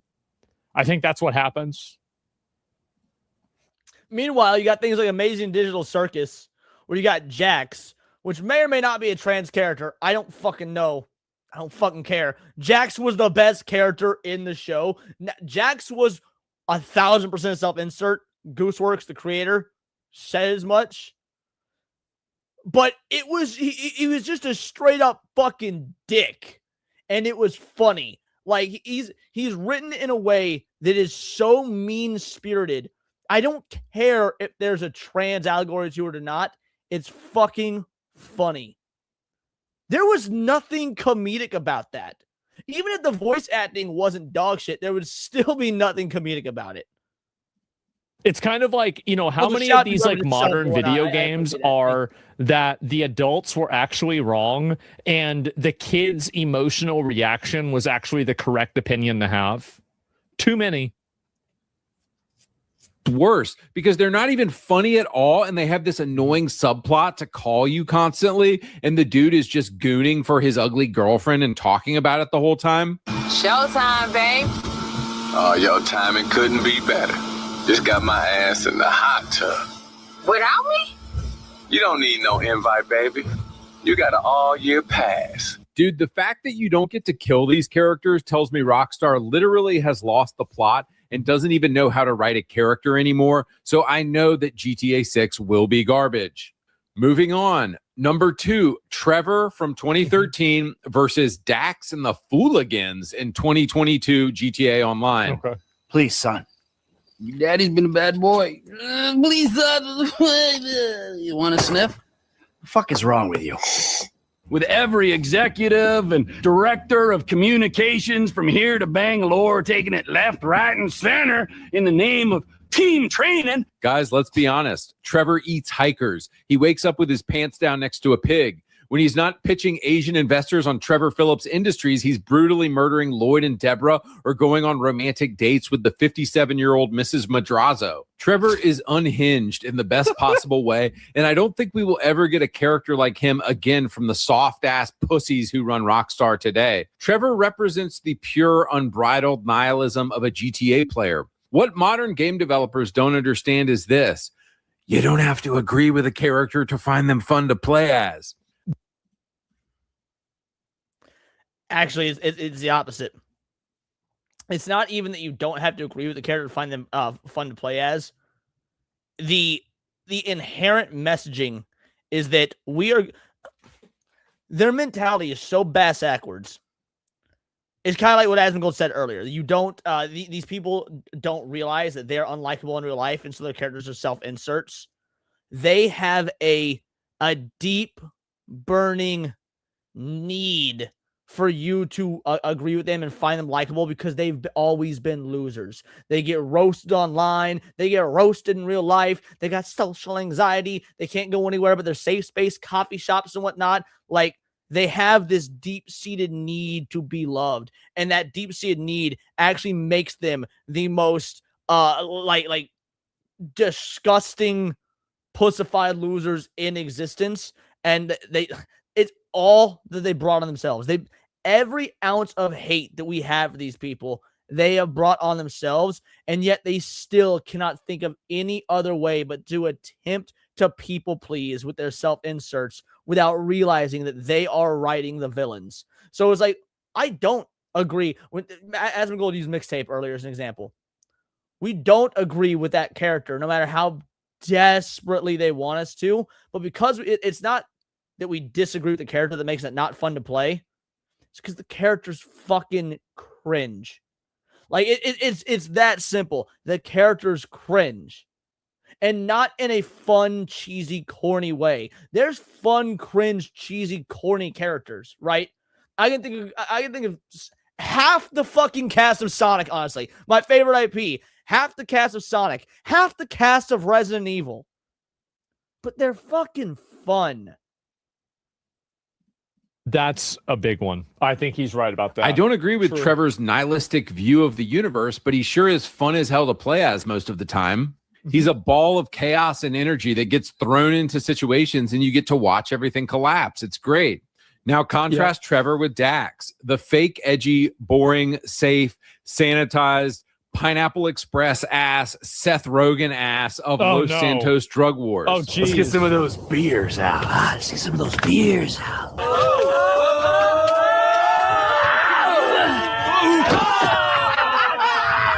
Trevor, on the one hand, is actually psychotic. Dax is, oh man, you're so crazy. Do you know what I mean? So Dax is in this group called... I do think this is true. That like a lot of the like really edgy, brutal shit is... I just noticed he's wearing a jersey that says 69 because that is what passes for edgy nowadays. A fucking joke for 12-year-olds on 4chan passes for edgy in a GTA game nowadays. Y'all remember on the PS2 in Vice City, you could straight up go to the strip club and watch them broads dance naked and shit? We went from strip clubs in a PS2 game to his jersey says 69. Holy shit. Stuff that people hate. Is stuff that they don't want to make. Like a great example of this, like not actually being what players want, is a game like Mouthwashing. And like that game was like really, really, really edgy, right? But people loved it because people want to have video, like life is edgy. Like people have scary and, you know, like fucking politically incorrect, you know, experiences. And yes, GTA never passed an opportunity to 69, but the context is different. It's a funny joke in the old games because it was, you know, the mentality was that of teenage boys. Whereas now it's not a funny joke for teenage boys. It's a look at us, we're edgy, which makes us cool. As opposed to being like before it was used for comedy. Now it's being used for a fake cool factor. If you're not able to write something that can, you know, that can resonate with that, it's just not going to work. Fooligans, and despite all of them cracking each other up apparently 24/7, I didn't laugh a single time during this entire story. Freshiest Metasaurus! Freshiest Metasaurus! He has some fat ass lesbian who hangs out with him and a guy named Lab Rat who cooks meth for him. Yeah, I can barely watch any of this because it's so cringe and boring. But just to let you know, this was written by the writing team at Rockstar. This is the team making GTA 6, and this is why GTA 6 will be boring as hell. Dax is basically all of the Seth Rogen-ass millennial stereotypes rolled into one. Corporations are bad, man. Drugs are cool, man. He just yammered. Yeah, it's all we're so edgy till someone drops the N-bomb. Then we stop dead in their tracks, stay down, like, and say, dude, not cool. Right. Exactly. That's the perfect encapsulation. These look like hitchhikers. These look like hitchhikers to Trevor. On constantly on the phone and never shuts up or stops cackling with his stupid friends. There's no menace or mystery or anything interesting about Dax. He exists just to be your pal, man. But again, this is rock. I mean, this does sound really cringe. I'm going to be honest. It does. It's a juggalo. No, even juggalos are cooler than this. As somebody who has ran a juggalo event before, back when I was doing booking and stuff, yes, juggalos are in fact cooler than this. Also, I kind of got a soft spot for ICP. I won't lie, but nah, like I've been to my fair share of trap houses. Right? There's two kinds of trap houses. There's trap houses where you think, dude, how did I get here? Why the fuck am I here? Oh my god, I'm gonna die. I've made so many horrible fucking mistakes. And then there's trap houses that's like, oh, this is cute. Y'all think you're hard. This is the latter. If I were in this situation in real life, Let's say I was just a normal dude and I found myself accidentally around this group of hooligans. I would not be scared in the slightest. Conversely, if I found myself around CJ's crew in San Andreas, bro, my white ass would be fucking terrified. Like, I wonder if it's this bad. Like, man, this is for story mode. They take story mode a lot more seriously. Well, I don't know. Rockstar writing in 2025. Moving on to my final point, I want to talk about villains. I couldn't decide who I wanted to pick, so let's just say we have old GTA villains like Big Smoke, Officer Tenpenny, and Sonny Forelli on one side, and then we have corny-ass villains like El Rubio on the other side. Isn't it so funny that I don't even know who El Rubio is? To me, that just looked like Ellen DeGeneres in like safari gear. that the graphics were shit in GTA San Andreas, and yet some of the most memorable characters ever were created that can't even be rivaled today? I fucking hate that. The graphics were shit? No. These graphics are not shit. These are good graphics. There are games... when talking about graphics, you have to compare them to other games from the same time frame. At this time, this game had good graphics comparatively to things like Big Rigs or whatever that had actual dog shit graphics. Yeah, dated is not the same as bad. Right. Yeah, they're just dated. That doesn't make them shit. It's peak graphics PS2. Right. Now, you got games that had better graphics than this, to be fair. The Jack and Daxter games had better graphics than this. Absolutely. No, these are not shit graphics. I hate that argument. Just because it's old is bad. That is so fucking stupid. Hey, I think that the problem is that nowadays they try to make characters that look realistic rather than characters that look cool. And I think that a lot of Western studios go in the route of trying to incorporate and utilize photorealism rather than some degree of photorealism with also an extra amount of fantastical design. Like a great example of this, I'll give two examples of it, a Western example and also a Korean example. I think the Korean example is obvious. It's going to be Stellar Blade, right? And so, like, that's a really good one. You could also say, I mean, another good one would be, like fucking Resident Evil, right? Like the guy that plays Leon looks kind of like Leon, but not really. Same as the girl that plays, like Ada Long and Ashley. They kind of look that way, but not exactly. And another good example is you could look at Expedition 33. Like Andy Serkis looks like Renoir, but they clearly changed the way that he looks to a degree. So it's like, it's clear that it's Andy Serkis, but it's also clear that it's Renoir. And I think that nowadays, when you take the character and you one for one the character, it just causes problems. It does. It causes. I have been saying this for ages. Stylization and art design will trump quote unquote good graphics, which usually just means hyper realism in today's modern lingo, any day of the week. If you look at a game like Hi-Fi Rush is infinitely more interesting to look at than something like what Atomic Heart, right? Like, Atomic Heart might have a cool setting and whatnot, but the actual art design behind Atomic Heart kind of bland and fucking generic.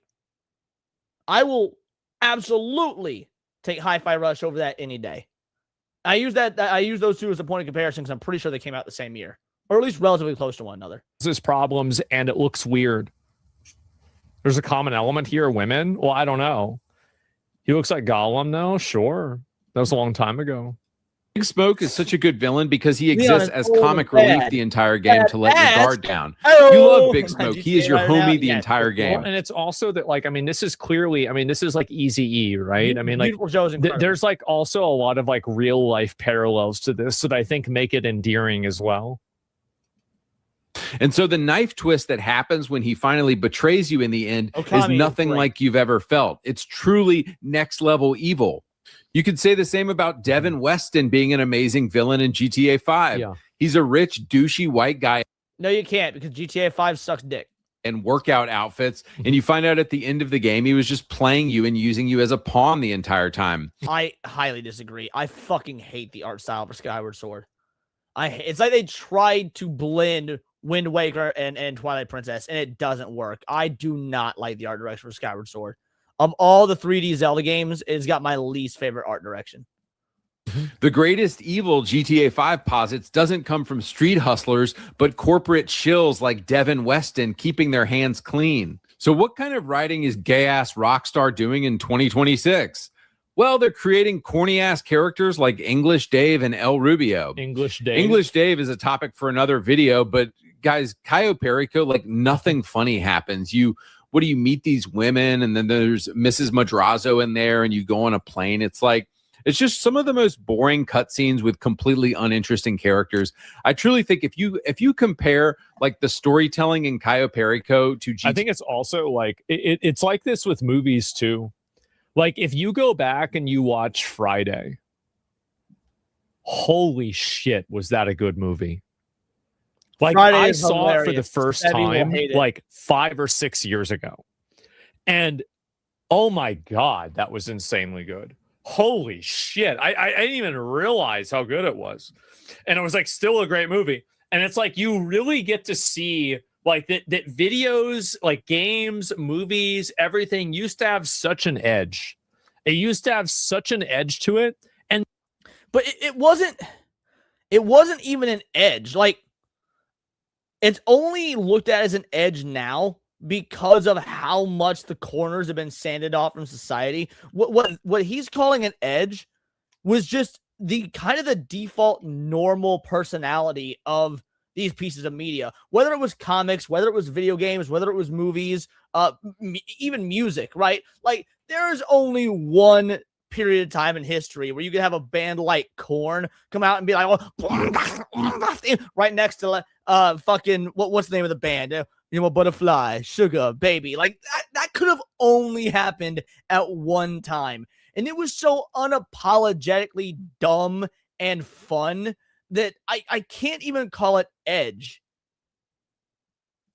There was more than an edge. There was like one thing that I think a lot of stories are afraid to do is take the Biscuit did not do Butterfly. Crazy Town did Butterfly. Yeah, thank you. Yeah, fuck Crazy Town. Friday was very safe back in the day because people were normal, more or less. Yeah, themselves seriously now. And I don't know if that sounds weird to say or not, but it seems like usually suspenseful and thematic or emotional moments usually get broken up by quips or by some form of comedic relief or something like that. And I think that you definitely have a genre. Like Marvel is a great genre for that. And I think that with Marvel movies, it's great that they have that. But the problem is that everybody started doing that, where that was kind of like the charm and the always upbeat comedic, experience, like watching, a Marvel movie. But even with Marvel movies, I would say that many of the Marvel movies didn't do that at the beginning. They did not. Like if you watch the first Captain America, it really didn't do that very much. Even you watch the first Avengers, it didn't really do that as many times, right? I mean, Thor 2 didn't do that, I think, hardly at all. So Iron Man 1, yeah, definitely. And so like, I think that movies now and media is almost afraid to take itself seriously. I don't know. It's not about taking itself seriously. It's about sincerity. You can take something seriously, but not be sincere. And I think that's probably what Asmongold is trying to say, but I think he's using the incorrect language here. Because like you can, I can take a job seriously, like in real life, I can do a job and take it seriously, but not be sincere about the way I feel about the job. Yeah, that's the word. Yeah, sincerity is a key word, and that is why, look, I was saying earlier, I fucking hate the French, dog. I can't fucking stand the French. That's why I hate Expedition 33. Not because it's bad, because it makes me give props to the fucking French, bro. But Expedition 33 was made with the utmost sincerity. There's been people glaze that game, and I get why. It not only lives up to the hype, it surpasses it. I did not think that it would actually live up to the hype. I knew it would be good. But I didn't know if it would live up to the hype. And now that I'm finally playing it, and I'm almost at the end, and I realize that it absolutely lives up to and even surpasses the hype, I can still say there are moments in that game where the dialogue Kind of fucking pretentious. I'll be real. It's French. Kind of fucking pretentious. But even as pretentious as the dialogue can be, it is absolutely sincere. Absolutely sincere. Really, even what to make of that. It's hard for me to even explain. There's no tension anymore. Yeah. I can't stand the constant millennial comedic relief. Yeah, I think so. Chris Prattism. What about it? The thing is that, like, with Chris Pratt, like Chris Pratt in Parks and Recreation was my favorite. I was forced to accept that the French were actually people, thanks to Claire Obscure Expedition 33. I wouldn't go that far. I gotta try some more E33. Tech Rat, man, it is one of the most beautiful games I've played in I don't know how long. I am truly enamored with the game. And again, I didn't think it would live up to the hype. I didn't play it first. I didn't start playing it until about 4 weeks ago. In that 3 or 4 weeks, I have put in, hold on. I have played 106 hours of the game so far. It is truly generational. Oh, you don't praise the game and still gave it a bad Steam review because it portrayed French as smart and charismatic people. I haven't reviewed the game yet because I haven't beaten it. But I might do that. I wouldn't put it past me. Hey, thanks, Techrat, for the 10 jewels, the poop jewels. Favorite character. Andy was amazing. He was so funny. He reminded me of like a guy I've grown up with. I've known for 25 years. And so like, I like, he was great. But here's the problem. It's that people see something that works really well inside of one medium, and then they apply it to everything else thinking that they can have the same effect. Having Andy Dwyer or even Star-Lord, right, and Marvel, I think that makes sense. But the problem, no love for your GOAT trophy? I don't even know what you're talking about. He told me it was reduced or redeemed. Yeah, sorry, man. I don't know what you're referring to. Problem is whenever you apply it to other types of media where it just gets cringe. Yeah, it's the mass-produced application of it. And like, you know, for what it's worth, I think Black Panther didn't have that. I was just thinking about this. You know, there was like no comedic relief. It was just, I mean, maybe once or twice, right? But in general, like it was just solid, real shit. And I think people respect that. It's like a completely different studio made this slop. So the villain El Rubio shows you how bad at writing Rockstar is in 2025, because I genuinely think they thought they were. To be honest, I would prefer going over the actual video like Asmund, but that's just me. The reason I prefer to go over the Asmongold versions is, well, for 2 reasons. One, whole lot better for CTR when I clip it into a video. When I clip this into a video and I can put Asmongold on the thumbnail and I can put Asmongold in the title and whatnot, way better for titling, SEO, CTR, full on YouTube strat. Also, I like to, because Asmongold is such a polarizing individual, I like finding times when I disagree with him as opposed to the original video person. We're writing a villain and he's just sanitized and safe and boring as hell. Damn. Davey! Welcome to paradise. Monsieur Rubio. Hold me, Blondie. Eh? Look, bring it in here, guys. Look at you. Oh, pleasure, you guys are so fucking cool. Huh? Nice to meet you. Is there any menace? Is there any foreshadowing? Do we feel like we are looking true evil in the face? No. And this is why I know that the writing and the world building and the characters in GTA 6 will be gay as hell. Because the people who wrote corny-ass, sanitized villains like El Rubio are the same people doing the writing for GTA 6. Guys, just to make my point here in closing, this is Yusuf Amir in GTA 4. What's up, my niggas? This is Yusuf Amir written. Take Rat, you came in late, dude. I ranted about how dog shit the voice acting in the online game, because I've never played GTA Online. So hearing this video was my first experience with the GTA Online voice acting, and I had to ask the chat, like, is this real or is it dubbed over as a joke? Because holy fuck, the voice acting is awful. By the Rockstar of today. Hope you don't mind we let ourselves in, but Yusuf Amir in the house! Guys, why? Thank you, Devil.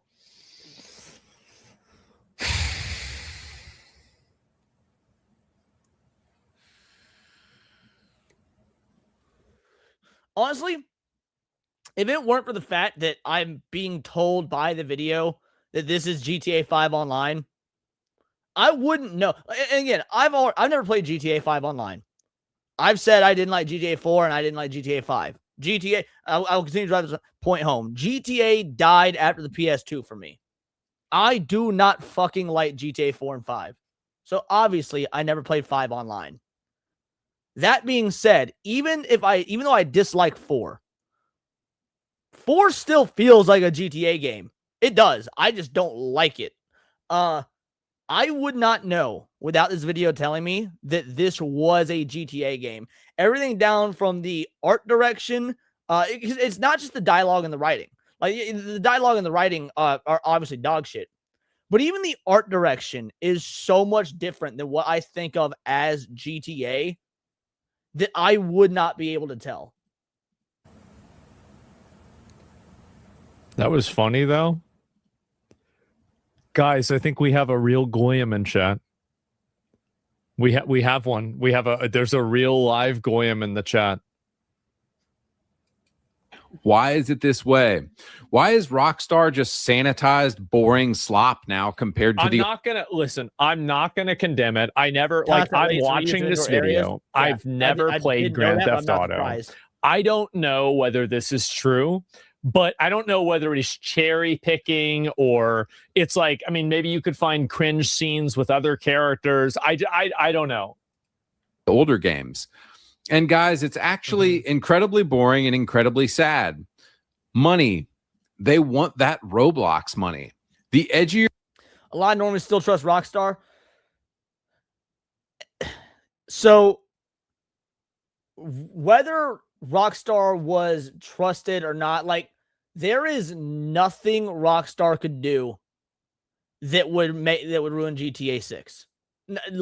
Literally nothing. And it is the most disgusting thing in gaming, amongst gamers and gaming culture, is the fact that people will buy this game. And not even because of the ideological aspect. Like, I wish that were enough.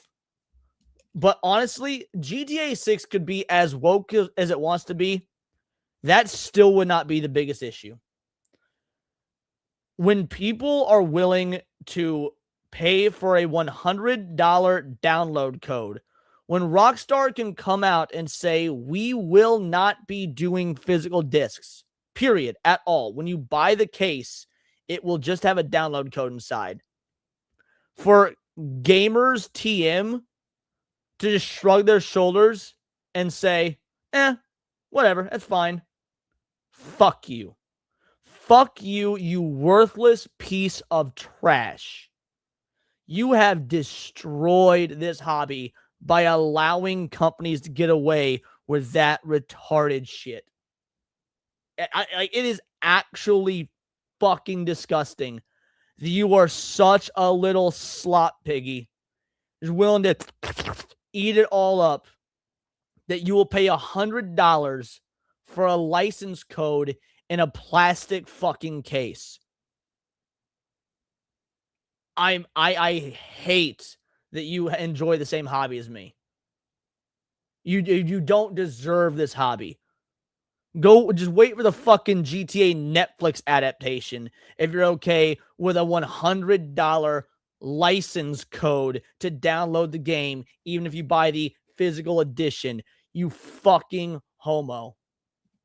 And more offensive GTA becomes, the less children they can get to play GTA 6 online. So Rockstar has put the pedal to the metal towards becoming the most sanitized, safe, toothless, and boring game imaginable, literally so that parents don't have to feel bad to give their kids credit cards to buy GTA Online. I feel like that's what made GTA back in the day so like enticing.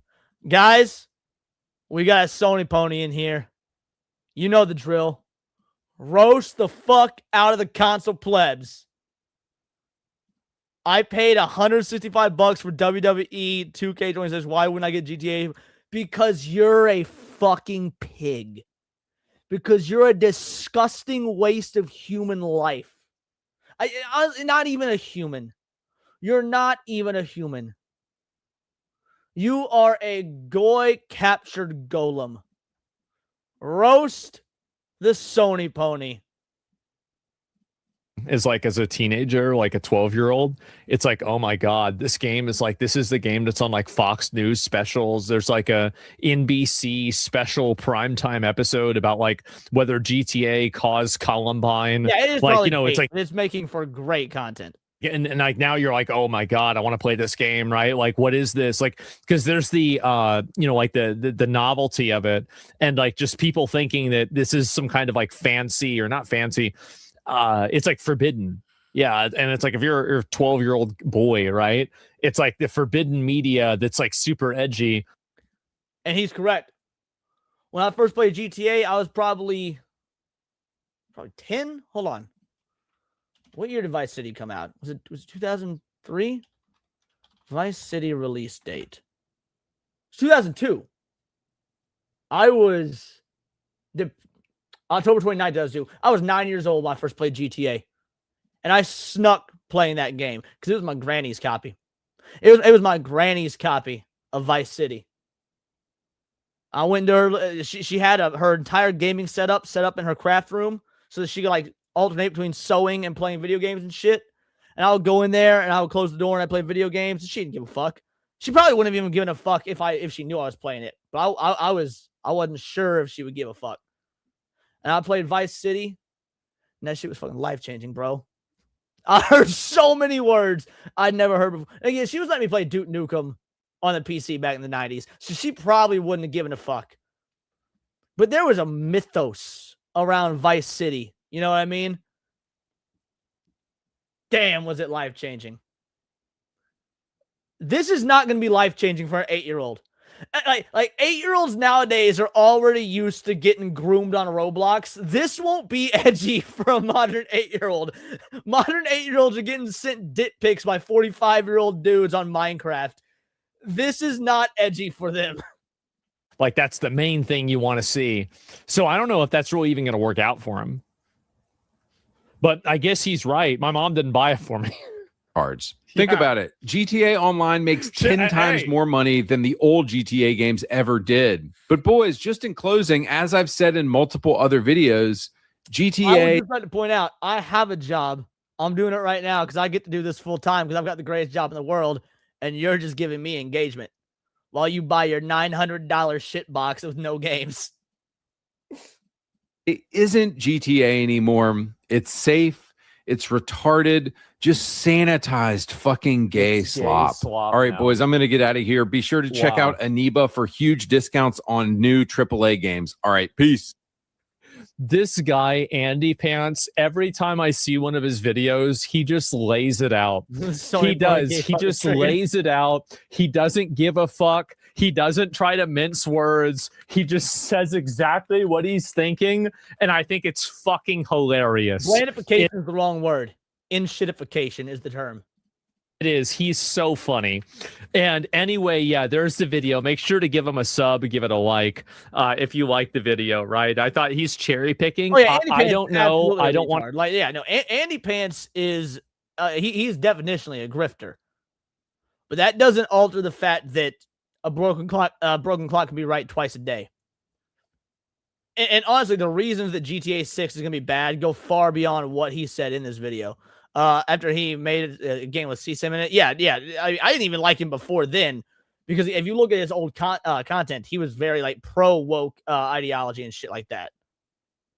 But that's neither here nor there. Let's say it's going to be bad, but I do think that, you know, again, like I'm very reluctant, but from everything that I know about Rockstar, they've always made really good games. So I don't want to go insane if you think the PS1 and PS2 had less insane fanboys. No, you were, bro. The console wars of the PS1 and PS2 era had just as many insane stony ponies, but it was mostly due to the mature games you could get on the PlayStation that weren't available on things like the competing Nintendo 64. It was just a very go to the Wayback Machine and go to any forum site from the late 90s and early 2000s, and you will see the same level of insanity. Oh, and you know, like criticize it too much.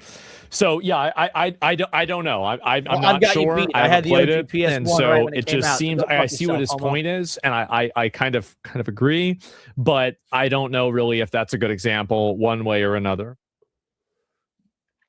Super fun video. Oh yeah. So apparently this video. Wow. Let's drop in the chat for you guys.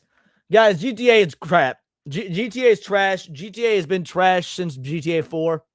It's just been trash for different reasons. There is no GTA after the PS2.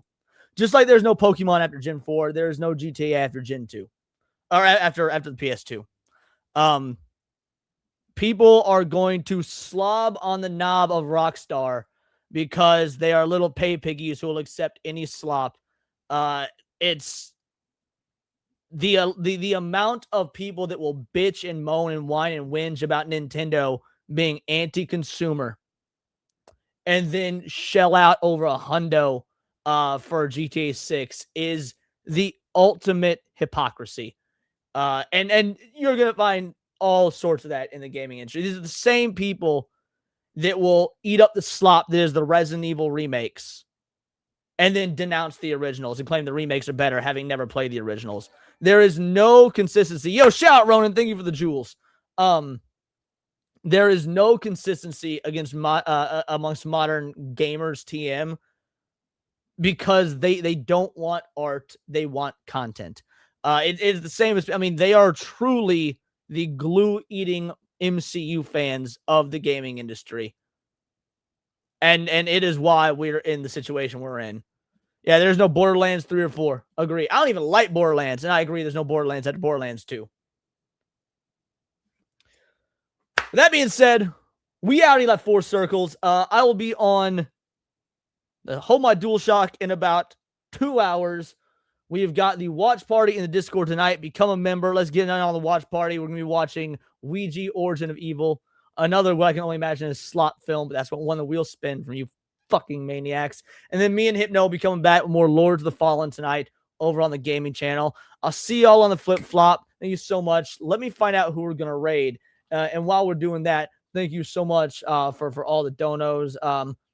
Guys, let me know who's live on Kick. Because no one that I follow is live on Kick, so let me know who we're going to raid. I've been listening to you guys while I run the roll the credits and actually raid people on Kick. So let me know who's live. We'll get a raid going. As far as the YouTube side goes, let's see. We will raid Mike Hollow. We're going to raid my boy Mike Hollow. And then on Kick, Gregorian Gangsta. I'm not raiding Powder. She does fine up on her own.